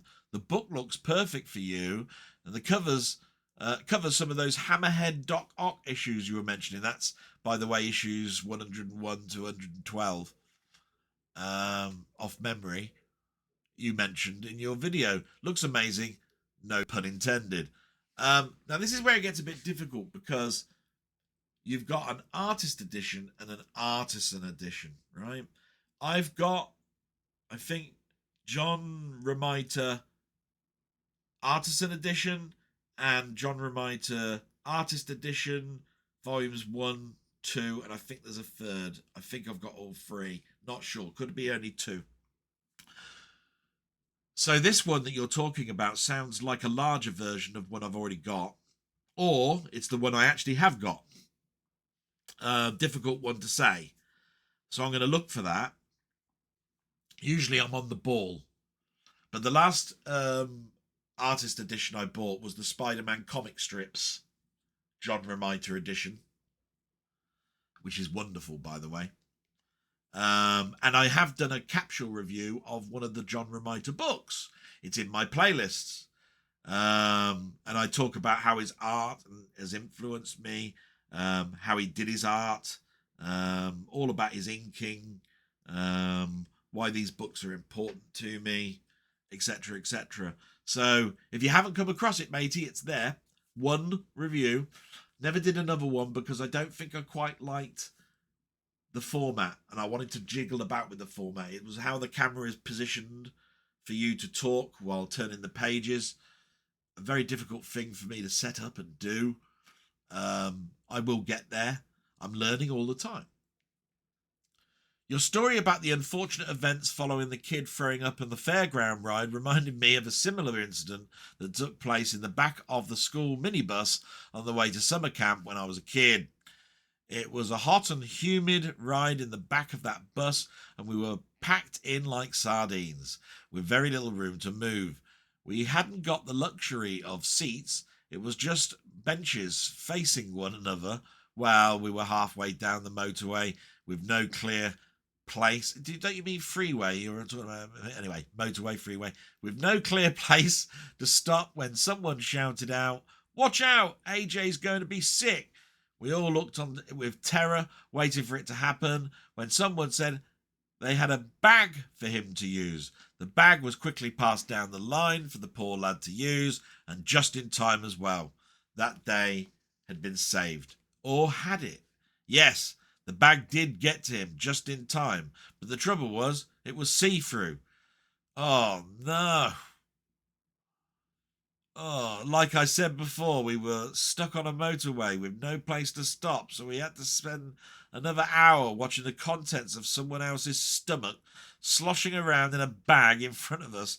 And even if you could ignore it and look away, you couldn't hide from the smell. Oh, happy times. And the smell, oh my God, I talked about that. Oh. Anyway, a question for you. I'm dreading this. I have to admit that I am being a bit naughty asking this question, because I could probably find the answer somewhere on the internet, but I still feel that you are the most knowledgeable person I know about this subject, so I'm more inclined to believe your answer than some nobody out there on the web. Right. The question is, do you think it's possible that the Doctor and the Master are the same person? Huh? Okay. I am a classic Who fan, but though I have interest in it, I've never looked upon myself as anything more than just an average fan. Saying that, I still feel that I could come up with some ideas that would make intriguing storylines. The Doctor being the Master could be one of them. I do know that they were supposed to have been at school together and all that early stuff, but I thought that maybe something happened towards the end of either the Doctor or the Master's timeline that could have reverted them back to childhood without them realising it had happened to them. Imagine some big bad being able to take their memory so they have no idea as to who they were or are. I think the best part of the story would be if they found out but didn't know which of the two was the later incarnation. In other words, they wipe their minds. The Master becomes the Doctor becomes the Master, but they do it daily and yearly in normal real time. Yeah, bloody hell, yeah. Forgive me if this is an old idea that has been done before and explained off. It's like I said, I am just a fan who finds the concept of the Doctor very interesting. I'm still waiting for that ultimate storyline that would blow me away.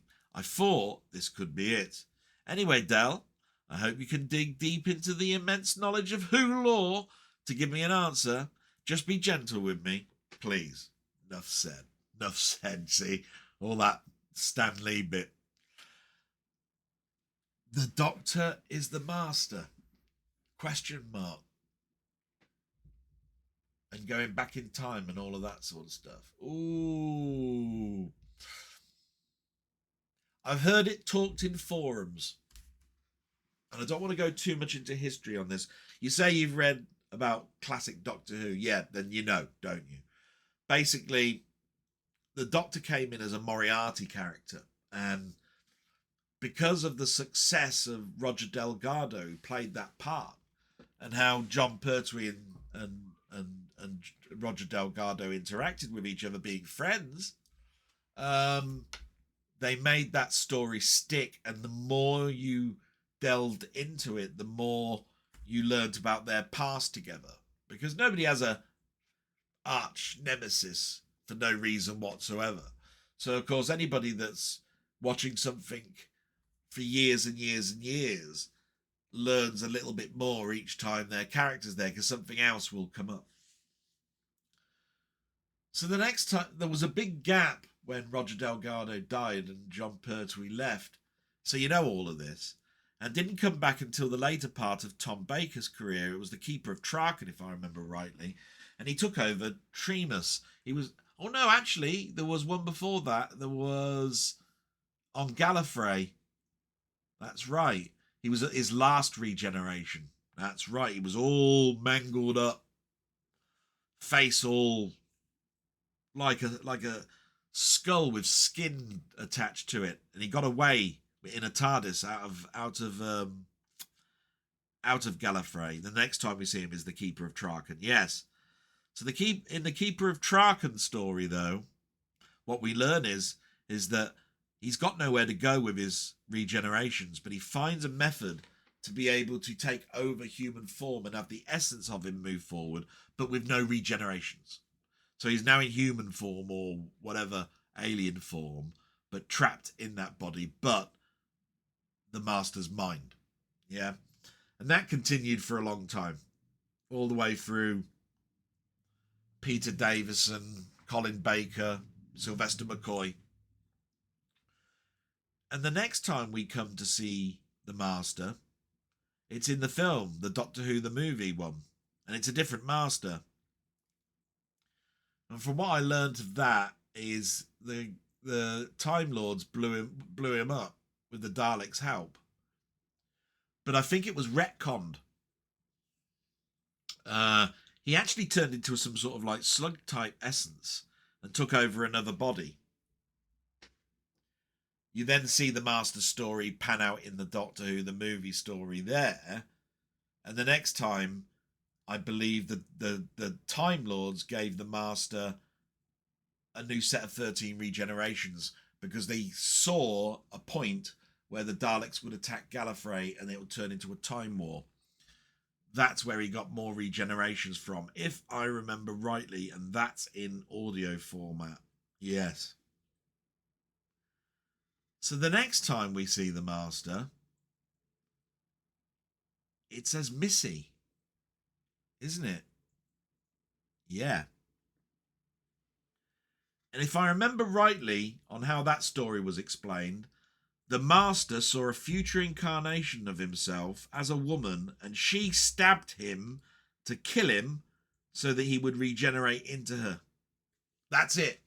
That's how the woman version of Missy came about, which is short for mistress, as in master. It then gets convoluted. This is where, when you get to the Master being met with Jodie Whittaker's character, I start to lose what's going on.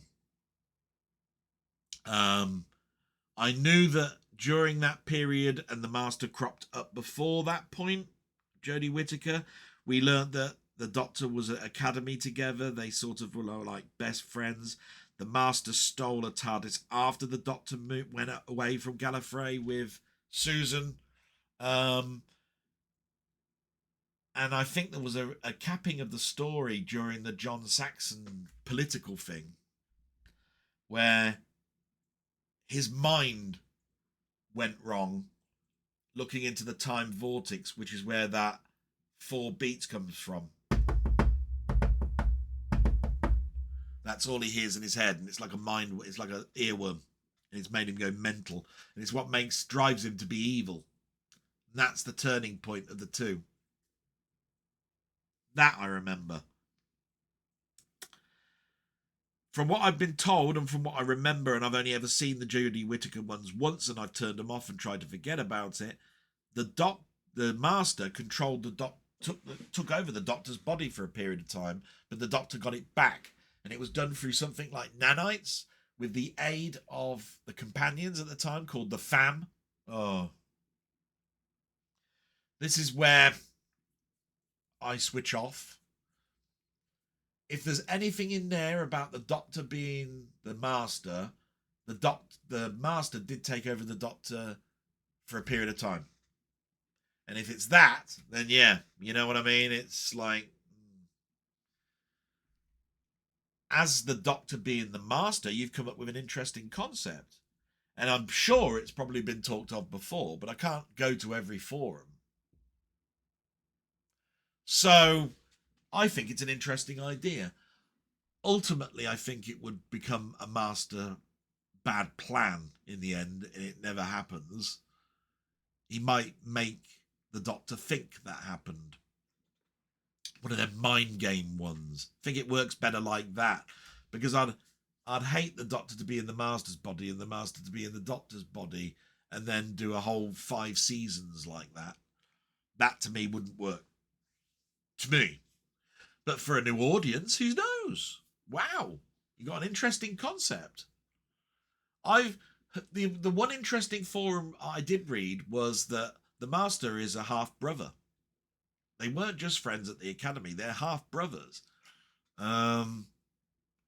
Different fathers, same mother or something. That way around. That's an interesting concept. Have a half brother. Because you consider that I'm getting on with my sister a lot better now, and the discrepancy that we've had for 20 plus years, you can imagine that there are much more ferocious battles that you can have with family members than you have with friends. So yeah. Brilliant one. Thank you so much. And that went on for a bit, so I'm going to have to sort of like try and catch up here and do the best I can. Colin Jones, aka Ponder, not bad is promising start to be fair. Not bad is a promising start to be fair. I do remember Doc Savage, a very comic book style film. Not so good news about your mum. Hope she gets well soon. Thank you so much, my friend. Brilliant. I'm not an adrenaline junkie, so quite happy to watch the rides without going on them. There are exceptions, especially water rides. I think the most coverage I've had on a ride, which wasn't a ride as such, is the waterfall at Oak Wood. All in the few... yeah, so we'll move on to something in a moment. To go back to that, you reminded me, the first water ride that I went on was at Barry Island, and it was the log flume. And you're very close to Barry Island, aren't you? AI in the future could be better, but LLMs are the path to follow because they can't create new. They need to work on prior input. What we need are models that can understand the task at hand. But that's not LLMs at all. Not saying it can't be done, but not what with the current flavour of the month. Yeah, remember I was saying, and I'm totally in agreement with you on this, Colin. I just never poo-poo it can't be done or come across so negative as to say it will never be done. I'm just saying it's not designed to do it that way, but who's to say that some bright bod won't come along and make it? So everything I talked about, which is pure speculation, is pure speculation.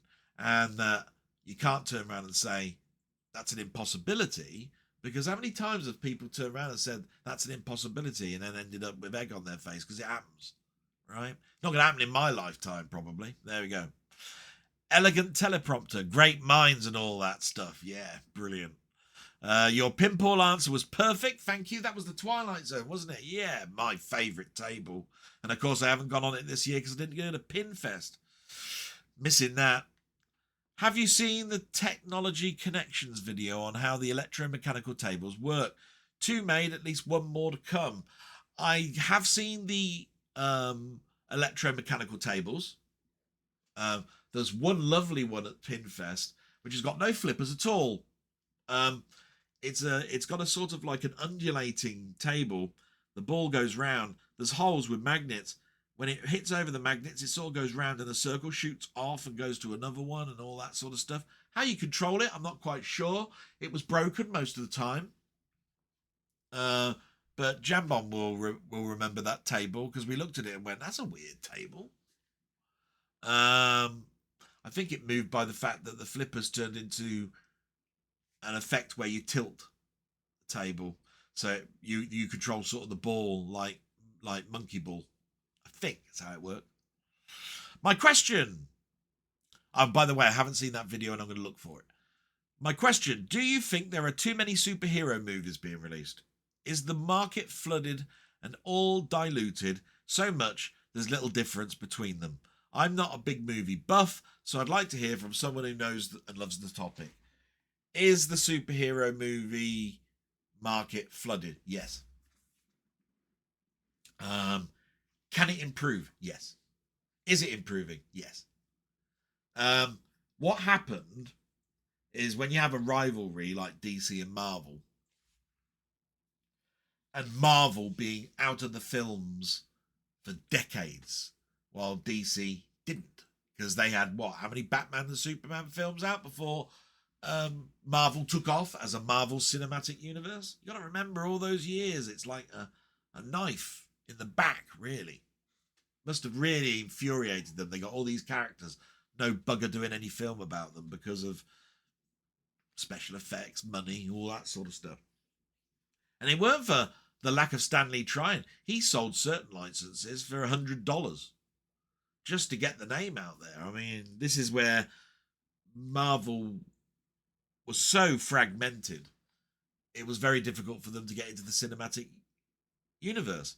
Anyway, going back to your question, they trapped themselves. They came up with an interesting concept. Let's talk about one of the biggest things that they've got, which was the Avengers. I wish they'd have done it with the Fantastic Four, but the Avengers, right? Which are all individual characters that then joined up to make a super team to protect the world. And if you know anything about the Avengers, it was a very short, small team, 5-6 people. But by the time you got to issue 230 or 240 of the Avengers comic, there'd been over 200 Marvel heroes that had been Avenger at some point. And so they are on what they call the Avengers roster. And as people leave the Avengers, these people would come in. Spider-Man being one of those honorary members. Never actually being part of the team, but being a person who could be called upon. Until later on, by the way, where he did actually become an Avenger. So Marvel came up with a concept of doing all these hero films, then joining them together into one big bang film, then doing a second film about these heroes, doing a second Avengers film, and then doing a massive thing for phase 3 and 4. Well, phase 3. Now that you've established the characters and they've all had 1-2 films each, you now move into what else can we bring in?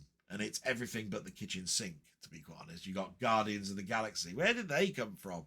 They were B-listed comics all day long and turned into the greatest, grossest film. Probably due to the fact that Marvel struck gold with all the other ones, so everybody went to see them. Not for what it was. Because Guardians, like I say, is a roster of people that have gone through a number of different heroes to the one that you then see at the cinema. The special effects made that film, I think, and the humor, the good humor. And it wasn't tied that closely to the Avengers storyline, which is what I think a lot of people liked as well. So you've got things like Black Panther and all of this sort of stuff that are on the fringes. And then you've got the stuff that is not controlled by Marvel. And there was Spider-Man in the Spider-Man universe for Sony. And you've got the Fantastic Four and the X-Men in the 20th century. Until Disney managed to lapse them up, all but Spider-Man. They still haven't got Spider-Man.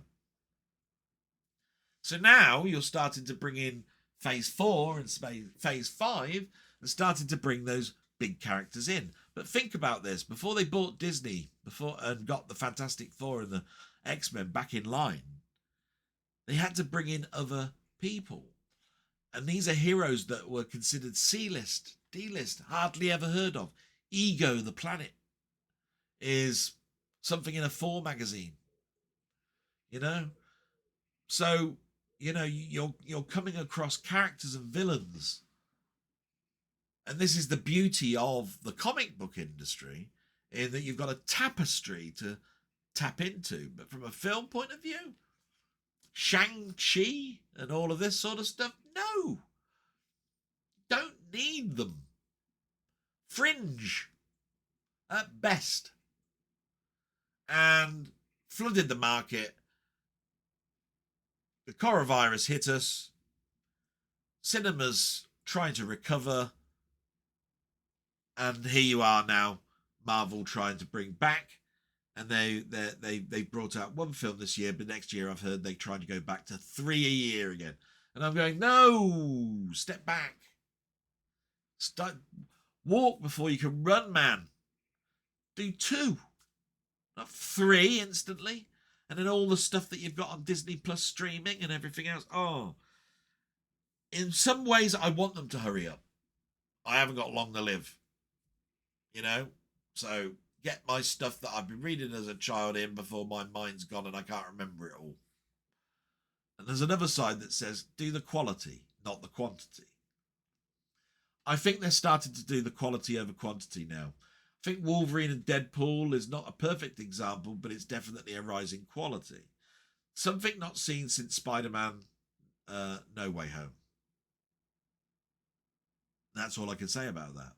If you look at the films Shang-Chi and all of that, you'll find good in them. I mean, my God, I think Through the Lens has mentioned about the Eternals. It's not that bad a film. Not done in the way that people wanted it to be done, really. It's got a very subdued colour palette. You got to remember Jack Kirby drew the Eternals as a cosmic presence. Cosmic in a comic book mind has got cackling energy and aura around people and lots of little dots and stuff to indicate that some force is behind this and all of that. Not dressed up in spandex type characters, which we got to see. And Jack Kirby was big on colours, like many artists. So the colour palette was a bit subdued. But there have been some bad films, Madam Web and all of that. I'm not looking forward to Kraven the Hunter, even though this is all the Spider-Man universe stuff I'm talking about now. Marvel did bring out the Marvels, which is not under Sony's control, and that was atrocious. I put the Marvels well below Madam Web. Madam Web is not that bad. It's bad, but it's not that bad. And the problem with Sony is their restrictions. Like I say, it's about time now Spider-Man vet Venom. But can't happen at the moment. So it answers your question in a way, Colin. Too much product, too much overexposure, too much streaming and TV series and stuff. Not enough quality, too much quantity.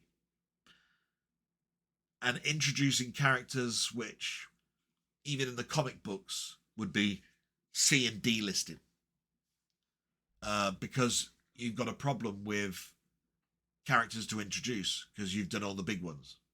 Or ones that you can't do because you haven't got the rights to them anymore till they lapse. So there you go. There's all the answers, I think, to that.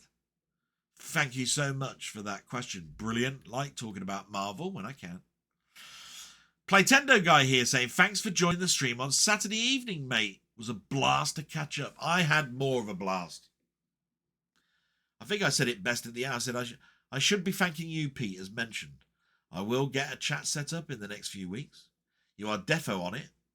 All of my best to you, my friend Excelsior. And I can't say it fairer than that. Pete's a great guy. He's been missed in the chat circles. Hasn't got a bad bone to talk about people. And that's how I think of him. He got me onto a chat in the film side of things, and things exploded in a good way. Met many interesting people. Got good friends that have come out of that. And it's something I wouldn't have gone into if I hadn't got the confidence from Pete. Definitely, he gave me the confidence. No other person gave me the confidence other than Pete. Yeah, I can put that in stone. Yeah, very much so. Thank you, Pete, for everything you did. That's definitely on the ball. I'm just now going to just do a quick break. It's getting close to the 2-hour mark and my legs are going. This might go on for a bit. I'll do as best I can to wrap it up. So it won't be a minute. And I'm back, and like I said, we're approaching the second into the 2-hour mark. So I'll try and go as quickly as possible. Hello again, Dell. Really insightful blog. This is from LFC Gamer, by the way. Hello, matey. Very insightful blog, and one that helped me through a busy but rather stressful time at work, which has left me feeling deflated. I've not had the time for uploading anything, which is a shame. It is what it is, I suppose. Matey, don't ever feel like that if you can help it. I'm here for you if you ever need to speak to me. We'll if you ever need to have a chat, please do so. And to be quite honest, it's in your own time, but I do miss your blogs, and I so want your insights. Even though I'm not as big a football fan as you, you know I support Coventry.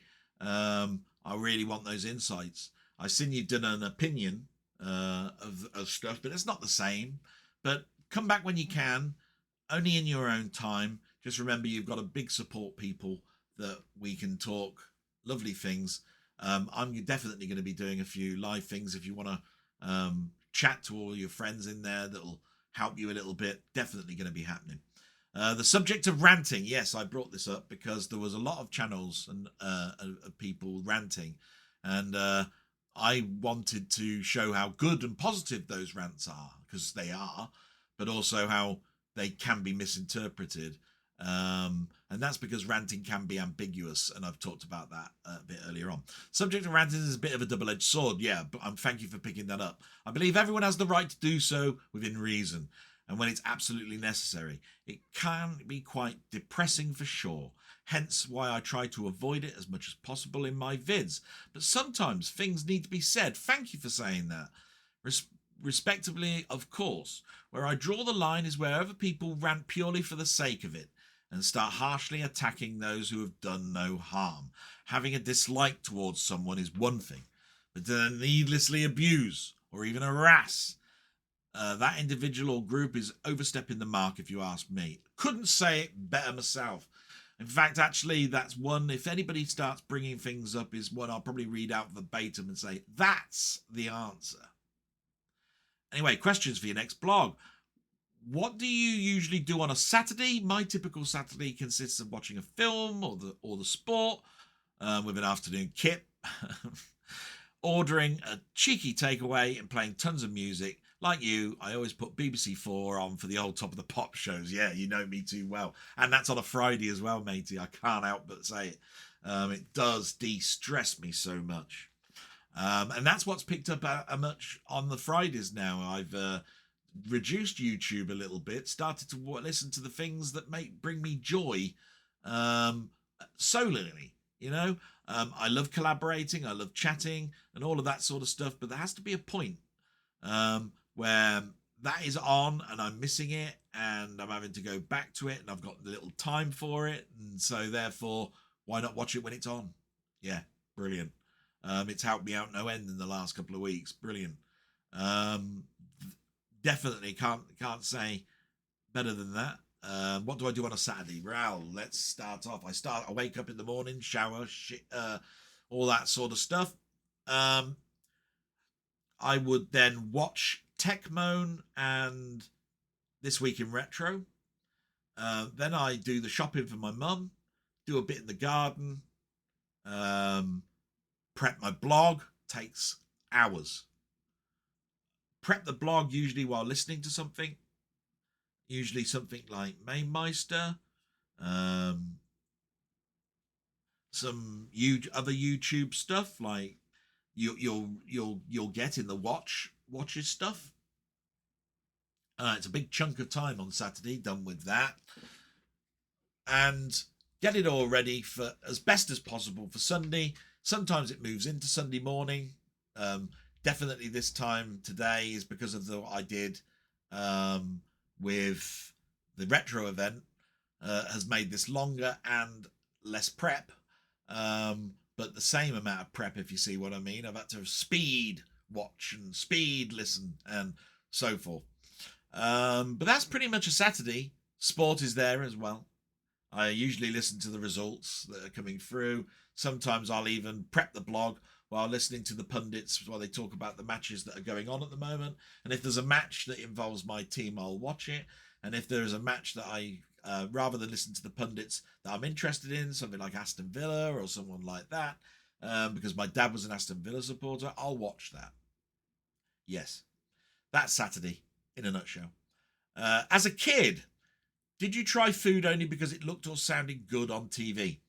I say this because of an early memory of mine. I remember watching reruns of the 1970s Paddington Bear back in the late 90s, thinking that if Paddington loved marmalade, I know where this is going. If Paddington loved marmalade, then I must like it myself. Turns out 5-year-old me did not like marmalade. Now age 30, still can't adore the stuff. That's the best question this week. Yeah. How many times have we seen something on TV and you've gone, Mum, can I have a fab lolly? Mum, can I have Stardust? Mum, can I have, fruit pastels? Mum, can I have this, that, and the other? But then there'll be the odd, what's this jar of stuff in the kitchen? Piccalilli? Never heard of it. What's Marmite? What's salad cream? What's, when you're younger? And I've gone, like that? Oh, what's this? Pickles? Onions? Etc, etc, etc. And I've also learned of my allergies this way. Onions, for one. Allergy to that. So, yes, is the simple answer. A couple of examples that you got in there. I'm trying to think of a really biggie one, which really... A good one. Hated garlic for the longest period of time. Had garlic once and I thought it was an allergy, that I had an allergy for it. Turns out it wasn't that. It was something else that was also there, not the garlic. Had garlic bread with the pizza once, loved it. Since then, it's a mainstay when I have a pizza to have garlic bread. Simple as that. Christmas. Can't stand Christmas pudding. Avoided everything. Pavlova's disgusting. I therefore thought the same about mince pies till I tried one. Oh my God. With double cream, mince pies is heaven. Ice cream, not bad. So, yeah. And then, of course, when I've gone over to America, I've been to International House of Pancakes and had different pancakes with different syrups. And it's expanded my palate. Things I can't eat and still can't eat. I don't like noodles, don't like pasta. Usually it's because of the sauces. It's not to do with... See, ravioli is an interesting one. It's minced meat with pasta and a sort of like a tomatoey sauce that's over the top of it. But its texture is sloppy. Its taste is weird to me. I've eaten it, not disliked it, but don't look forward to it if it's put on a plate in front of me. Don't like rice and paellas and things like that. Weird, I know. But I'm a big thing about eggs. I like the yellow part, don't like the white part. So when you've got egg foo young, no. It's a weird thing where I didn't like duck for a long time, but then I had a Chinese with this sauce, this black bean sauce. Loved it. So I do expand my palate, but I'm basically a roast dinners man. You know what I mean? Don't go for the Chinese, Indians. Chicken tikka I like. Wow. Give me chicken tikka, I'll eat it all day. That redness over the top of the chicken, gorgeous. Other like that's Indian chicken. Chinese chickens and stuff, no. Sloppy, wet, moist, slippery about. No. I don't even have chicken sandwiches. No. I'll have chicken on a roast dinner, chicken tikka, chicken on skewers in a sandwich. But weird. I'm weird like that. Shoot me down. I know I'm weird on that.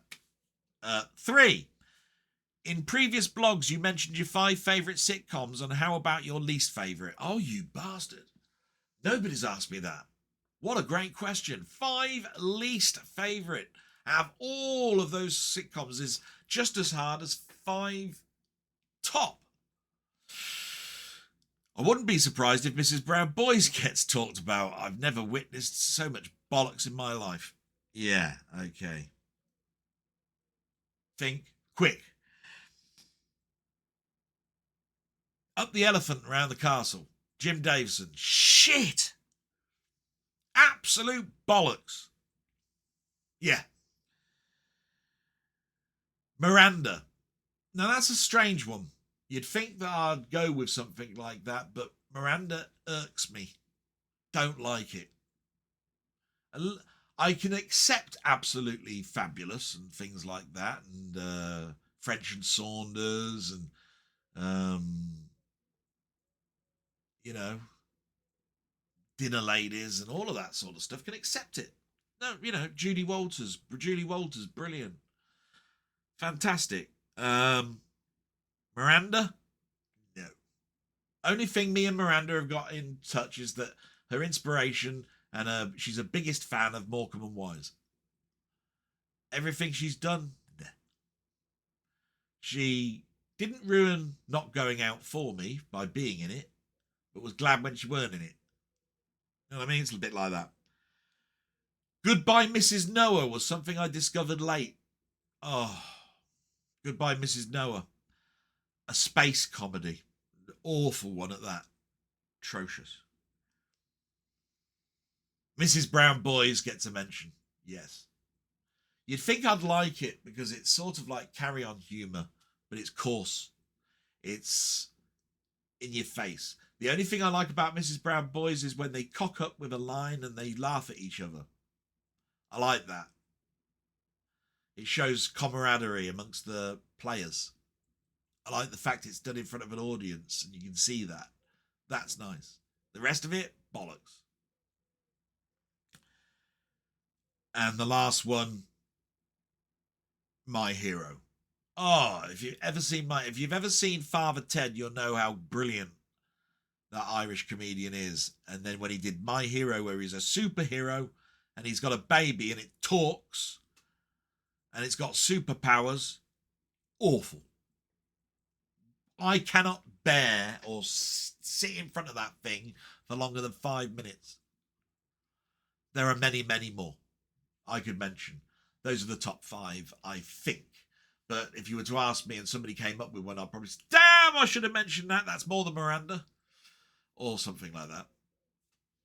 Brilliant. Thank you so much. Salute, my friend. Moving on. Sorry, just because of speed. Gan's Teeth. Right, he says, a subscription service for a mouse? Question mark. I've heard it all now. Yes, I think Planet of the Apes is my favourite shock ending too. An iconic image of cinema. Although the Beneath sequel also had a pretty shocking ending, but perhaps not as memorable. Intriguing. It won't be as memorable, no.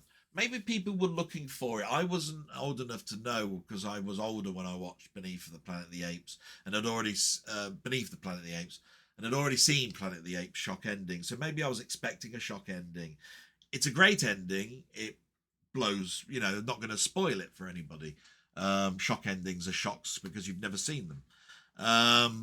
But yeah, I will say that it's a brilliant shock ending. And a subscription for a mouse, never heard so much nonsense in my life, but it's true. Go watch the YouTube video. It is true. My God, who thought of that? Bollocks to them. Thank you, my friend. Brilliant. Thank you for I think that's a first time comment from you. I hope you've enjoyed me reading it out. Couldn't agree more. Brilliant. Martroid. The trouble with people that rant about others all the time, specifically YouTubers, is that their own channel ends up being full of that sort of content, which I find really depressing to watch, and I'm inclined to unsubscribe. Don't get me wrong, I think it's important to hold people accountable in politics and human rights, but for things like retro gaming and music, I prefer a positive approach where possible. Take the higher road. Adele? Yeah, couldn't agree more. And this is where I'm saying my thing has all been about bringing community together, not splintering it. If it gets splintered, I'm sad. If it gets splintered for a reason I know about it, I try and fix it. If I don't know what it's splintered about, can't do anything about it. And it saddens me.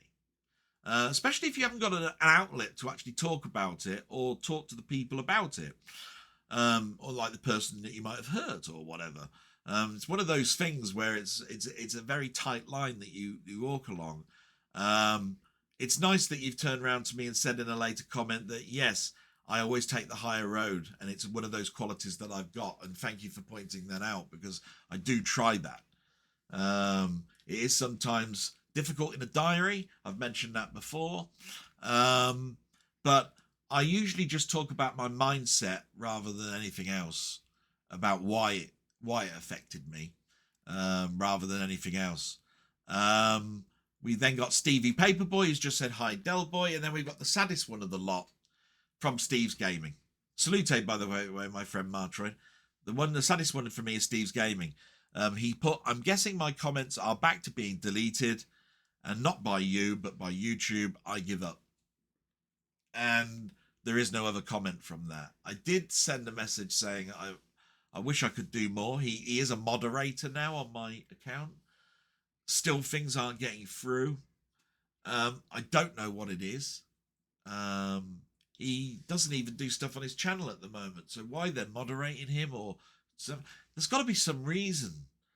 And it upsets me because I haven't lost his friendship, but we'll hear less and less from him. That's the thing that upsets me. And the fact that it upsets him as well, which then upsets me. You can see the circle. It's just a never-ending circle of upset. Only thing I can offer to him is Discord is not censored, and I can read it out from there. But it is, why should he have to do the extra step, boys and girls? Why? That's the end of the comments. Going to have to move very, very quickly, and some of this is going to have to be cut out. Apologies for all of that. I'll try and get to the good stuff. As you know, this week in Retro Tech Mode, I had to watch yesterday very late. Brilliant stuff. This week in Retro had Rose Gold Joysticks, OK Doomster, A Word Star is Reborn. Very interesting this week. Probably not as interesting as other weeks.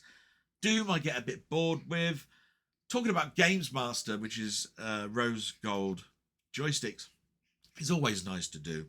Word Star is Reborn is great because I use Word all the time, but I did use Word Star, so that was interesting, you see. Techmoan was great as well because he did a personal aircon, like Mamemeister's been wearing a couple of times in his streams. And this one was 150 quid. There are cheaper ones on the market. The nice news was this one was by Ranvu Air Ice Light. I think that's what it was called. And it worked out that it did work.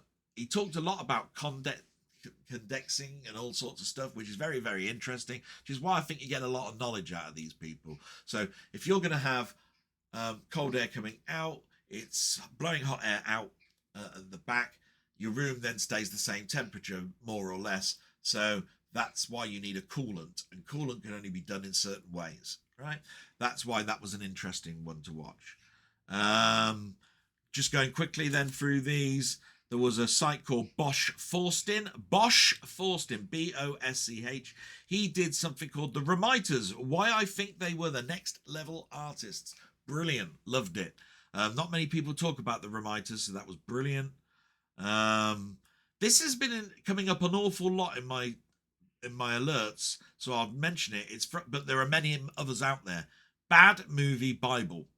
And I'm pretty sure it happens because physical media suddenly sends out a message to say they're bringing out this type of film, and all of a sudden it becomes mainstay to talk about in chats for films. This one, Bad Movie Bible, was talking about borrowing blockbusters, barbarian movies, and Conan-sploitation. So yes, there is a film coming out on physical media called, I think, Barbarians and Sorcerers, which is a very early film around the time Conan was coming out. And from then on, we had a glut of barbarian, sword and sorcery, scanty-clad women films. So that was interesting. Definitely worth a watch if you're into knowing a bit of history about Conan-sploitation. There you are. Captain Away, quite an easy one to remember, that one. That came from Denny. It was Secret Wars Series Breakdown. Secret Wars is big in the minds of people at the moment because of the Marvel comic universe. Secret Wars is big to me and has been for a long time because it really was Marvel's first, or if you look at it in a certain way, or second foray into crossover, where you have heroes crossover. They did something called Contest of Champions a year or two earlier, which was another crossover event, but not like Secret Wars. Secret Wars is a big crossover, and DC have done them as well, right? Don't get me wrong.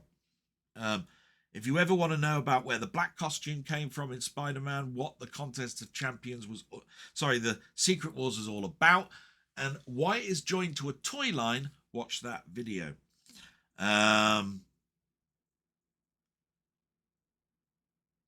there was the one that I'm just going to mention. It's a site called The Great British Pub Crawl, and it came up because my hometown came up, right?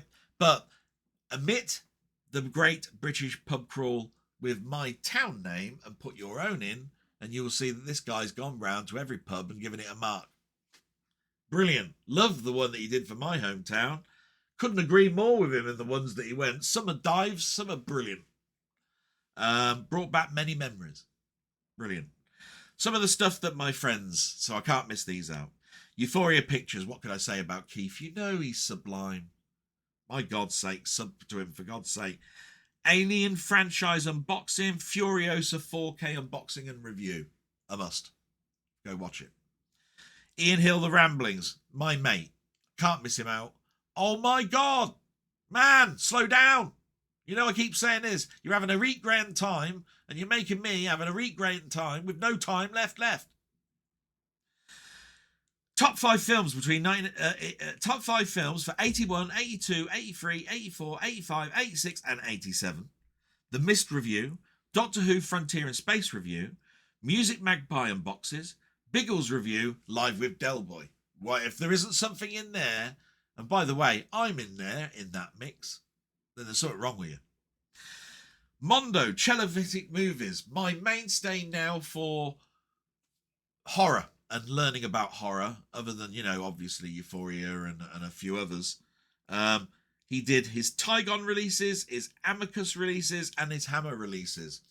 What a guy. Now, this is a guy that basically does things in series, what he's got, plus the blanks in between, plus why he buys them, plus whether the picture quality is good, and choosing between DVDs, Blu-rays, and 4Ks of them. Now, that's a big one-word line thing to talk about.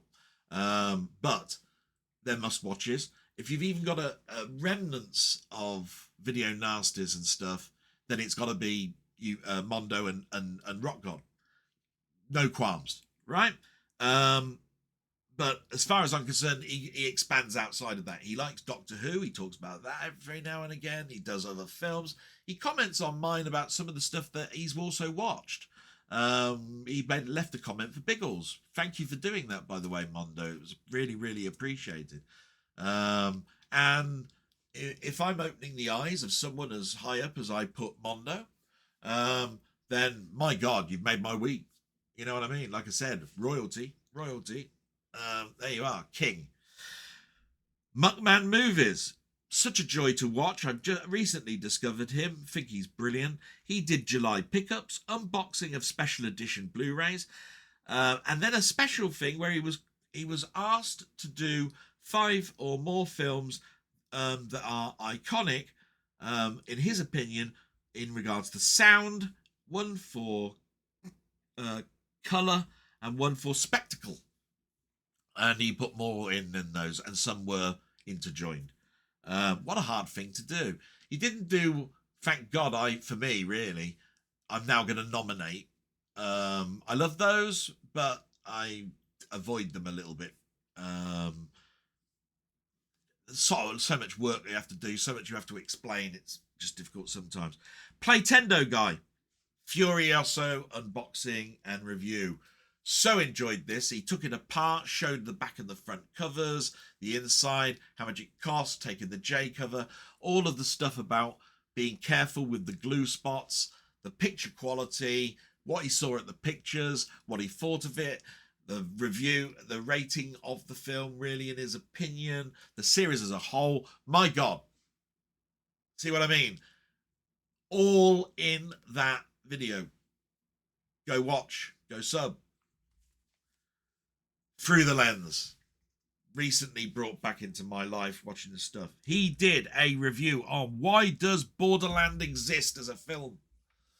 And I sort of like stumbled upon this a little bit last week, but very, very briefly. I don't always agree, but I tell you what, this is a guy that you can tell, second to none, has dissected the film, looked at the film, watched it multiple times, come to a decision, and done some review back history on whether his decision has any bearing, has any meat behind it to make him turn around and say trash or not trash. You know what I mean?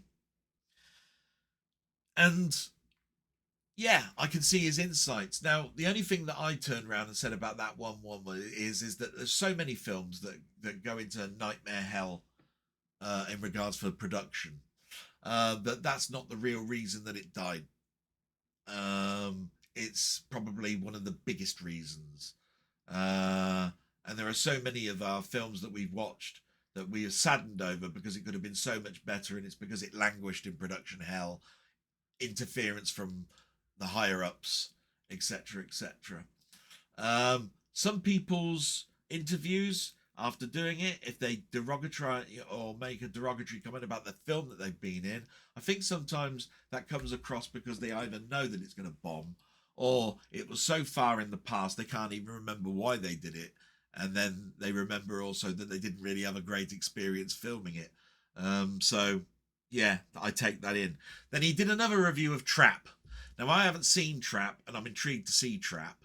So what I'm going to say to you is, shut your trap and go and watch the review of Trap. I'm definitely going to watch that this week and then rewatch his review of that, because I'm intrigued to know whether it matches my own opinion of it now that I've talked about Borderland. That's everything that I've watched on YouTube from a general point of view. We now move on to your YouTube, okay? Very, very quickly, because we're now at 2.5 hours down the rabbit hole. He did 2 videos this week that I really, really enjoyed. Star Wars Oreo cookies and Arctic Air Chill review. So much like the thing I was talking about Air Chill before, this is a portable unit where you put water in it. Great video, actually. We could have needed it a little bit over in this country, but we moan too much when we have hot weather. We don't have enough. But it's still a great watch. Robert's Retro Gaming, or should I say, bow to the master, bow to the master, you Time Lord God, you. It's not the master from Doctor Who, but, you know, well, I can put what I want in my own blog, can't I? What has he done this week? Here we go. Look, how much I have to write on him. Minecraft Skyblock episode 4, Minecraft XR120, C64 review of Bionic Commando and Oils Well, ST of Millennium 2.2, SNES R-Type 3, Spectrum Mind Out, ST Impossible, and a site announcement. And I think there's one more since that came out that I've missed called Ghouls something or other. I apologise for that. What are you doing, people? Subscribe, go and watch. My God. I had to speed watch most of that this week, but everything I watched was fun. And the announcement was very nice. He's also hit a landmark. So he's done a special to the Power of 9 subscription video. Moving on, therefore, then. My matey, Robert, brilliant. Keep up the good work. Do not decrease that content. I need it.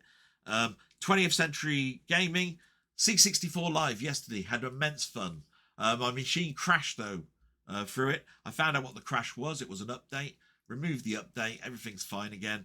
Does give me an opinion, though, therefore, that some of the things that Microsoft are bringing out are wiping over specific drivers with generic ones, and it's causing a bit of uproar because I'm getting some what they call decom messages and drivers not registered correctly in the registry. I need to look at that, but it's stable enough at the moment. Brilliant stuff, 20th Century Gaming. I loved what I saw. I did come back in the evening.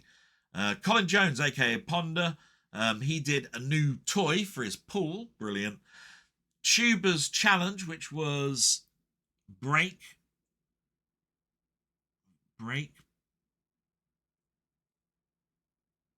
Can't read that last word. I do apologise. Go look for Tuber's challenge. I do apologise. I've messed up what the arcade machine is. But the Mamemeister challenge is Burger Time, a classic. Can't cock that up. Seb's Place, as you know, come on in leaps and bounds. He's doing a lovely thing for charity. The title of the video is called "Want My Vic 20?" Charity auction. If you ever want a Vic 20 and a piece of my history, because I had a Vic 20, love it. I've still got a Vic 20. What am I saying? It's in storage, that's all. Vic 20, brilliant. Must have machine, really, in my history, not for everybody. But if you're ever curious about the Vic 20, here's your chance for a charity and something that will be going to charity. Brilliant. And then my mate Mamemeister. My God. 10-minute mashup, Attack of the Blue Bomber, 8-bit face-off, Cauldron, and a Friday waffle. And I contacted him on Thursday and said, would you like to do a chat this week? Possibly Monday, Tuesday. He said Monday. Looks like we'll probably do that. I haven't had a word with him again since, but I'm going to be putting out an announcement. I'm going to send one more text to him and say, are we on for tomorrow? And if he says yes, there'll be an announcement coming out. That is the end of the blog from that point of view, other than to say that this will be a special that's coming out. See what's in here? This is from my friend Wee Bob Art. And I know exactly what's in here. He's done a drawing for me, put it digitally onto a disc or USB stick, took it into a place, got it printed, sent it to me. I'm going to do an unboxing.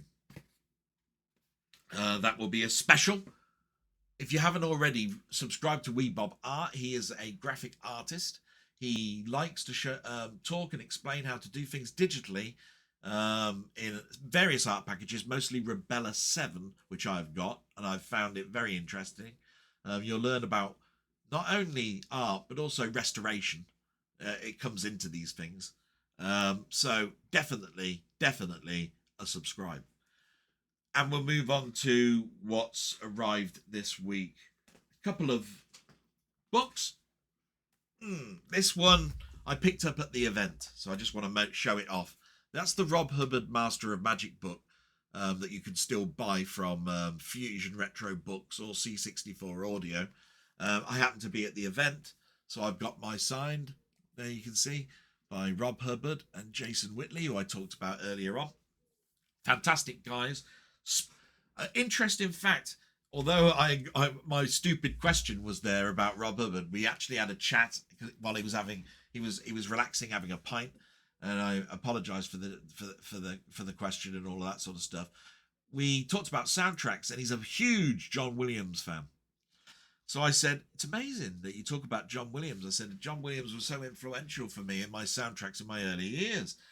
Did you know he was a session player before he was even called John Williams? He was called Johnny Williams. He went, how do you know that? He said, I know that because I've got all of his stuff. I know, I've studied him like mental. I went, oh, have you really? I said, I wonder what your thoughts are for one of my favourite soundtracks of his. It's a very early work. It's called The River. Love it. The River. What a score. Yeah, brilliant. Not many people talk about it. Film's got Mel Gibson and Sissy Spacek in, by the way. It's from the 80s, I believe, early. And then we talked about the earliest work that I'd listened to, well, that I could remember while we were having the conversation. And that was when he was, he did a sort of like a song score type thing for the film A Guide to the Married Man with Walter Matthau. He was called Johnny Williams on that, and he co-wrote the music for the main theme, What We Need in the World Today is a Guide for the Married Man. I think it's by the Turtles.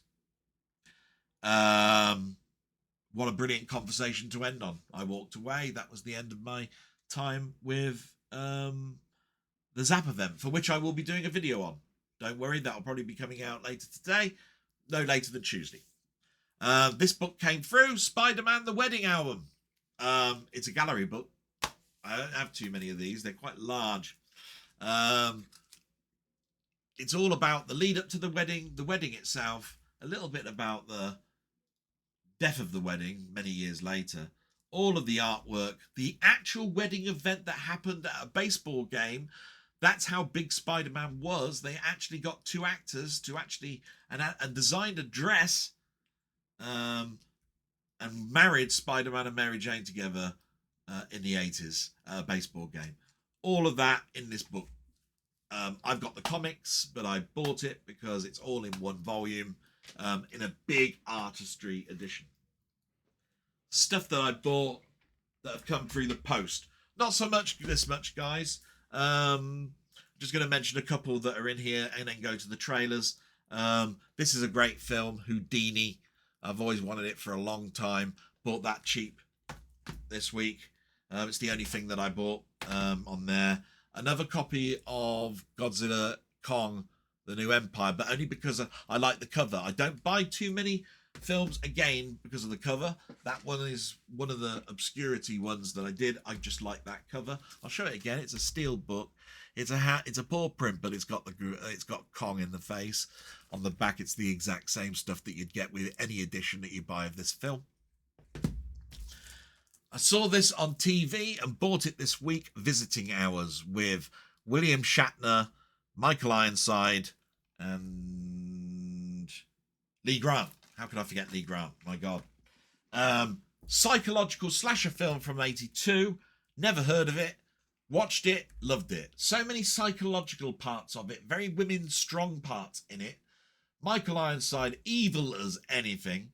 And, oh my God, a flawed character where in the film they actually deliberated that he would only be happy if he's the only man left on the planet. And he actually answered back, yes. Brilliant. One that's been on my radar for a while. I looked, it dropped in price. The cheapest price I found of this was £14. I got it from Music Magpie for £9.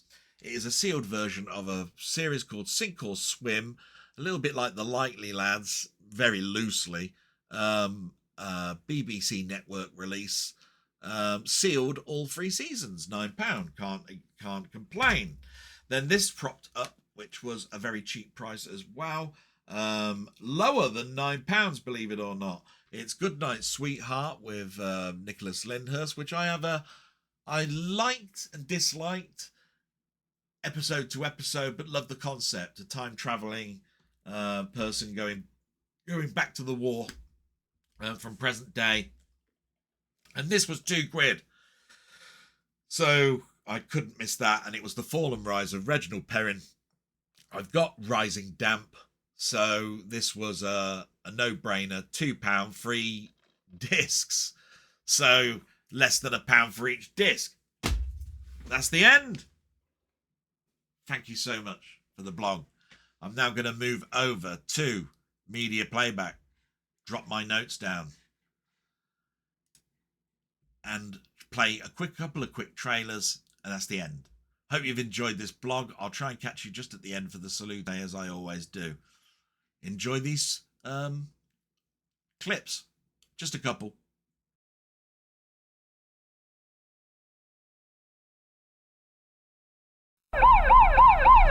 In this hospital, your next visit may be your last.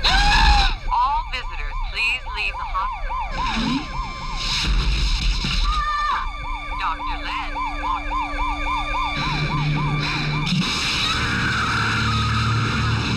Visiting hours so frightening you may never recover. Starring Lee Grant, William Shatner, Linda Pearl.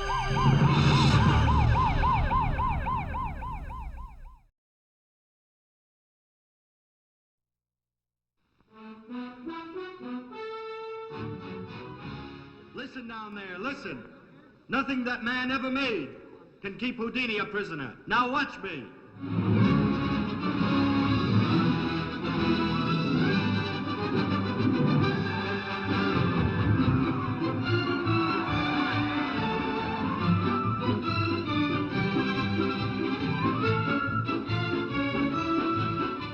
I've got to talk to you. I don't want anything to do with you. No, it wasn't love at first sight when beautiful Bess met the fabulous Houdini.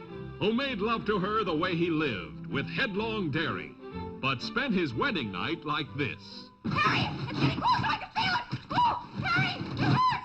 Oh, Harry! It's a great effect, isn't it? Yes, it's wonderful, but will we have to do something like this every night? The incredible Houdini, who pitted his nerve and skill against the bars and locks of 1,000 jails. I'll admit that Scotland Yard has the finest police brains in the world. But these old sardine cans you call jails are no challenge to the great Houdini. The incomparable Houdini, who amazed the world with his fantastic exploits. People paying $1 to see a man in love with death. I wish it was another woman that took you from me, Harry. That I could fight. This I can't. Bess, you wait! The fantastic Houdini, who dared impossible odds to release himself from the terrifying depths of an ice-bound river.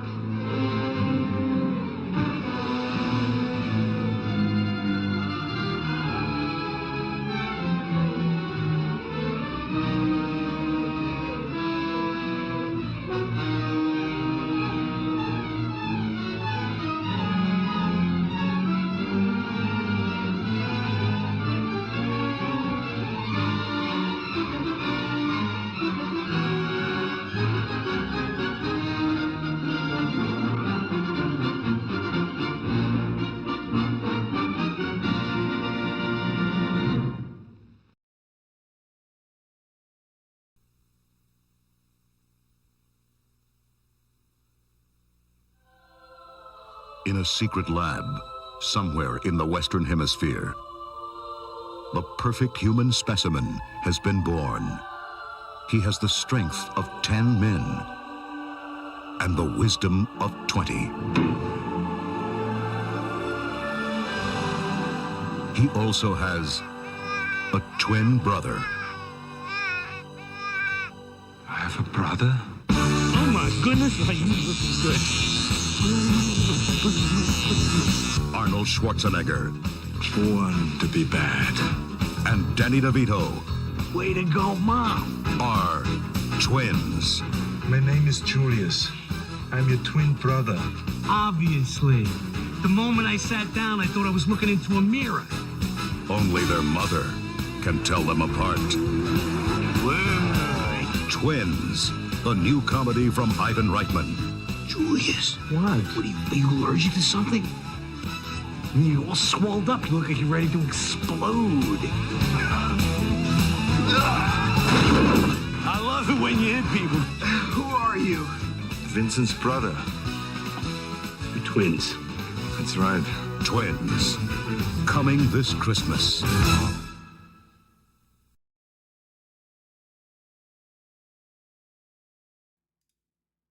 And there was just some clips there. I watched Twins last night while I was prepping the blog.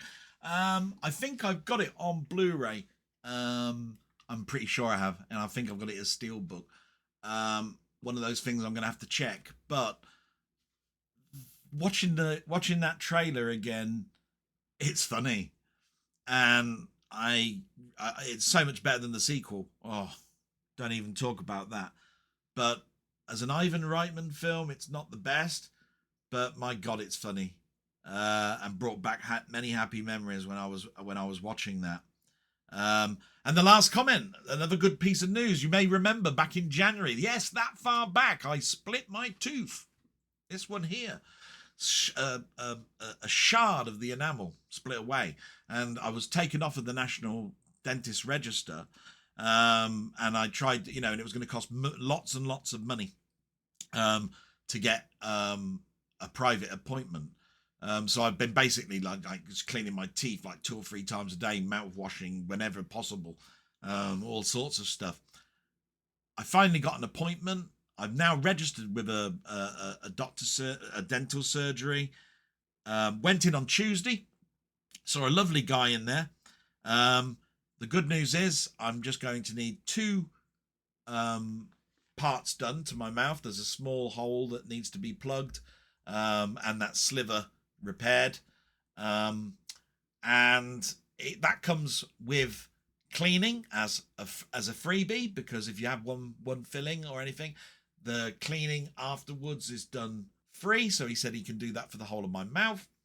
And that's going to be happening second week of September. And he said, after I've done that, I'll only need to see you once every 6 months. So my teeth are not in a bad state. Wonderful. Absolutely fantastic to end on. Be good to yourselves. You know, I love you all. Friends, people in the past. There's no loathe, only like. Salute. Bye-bye.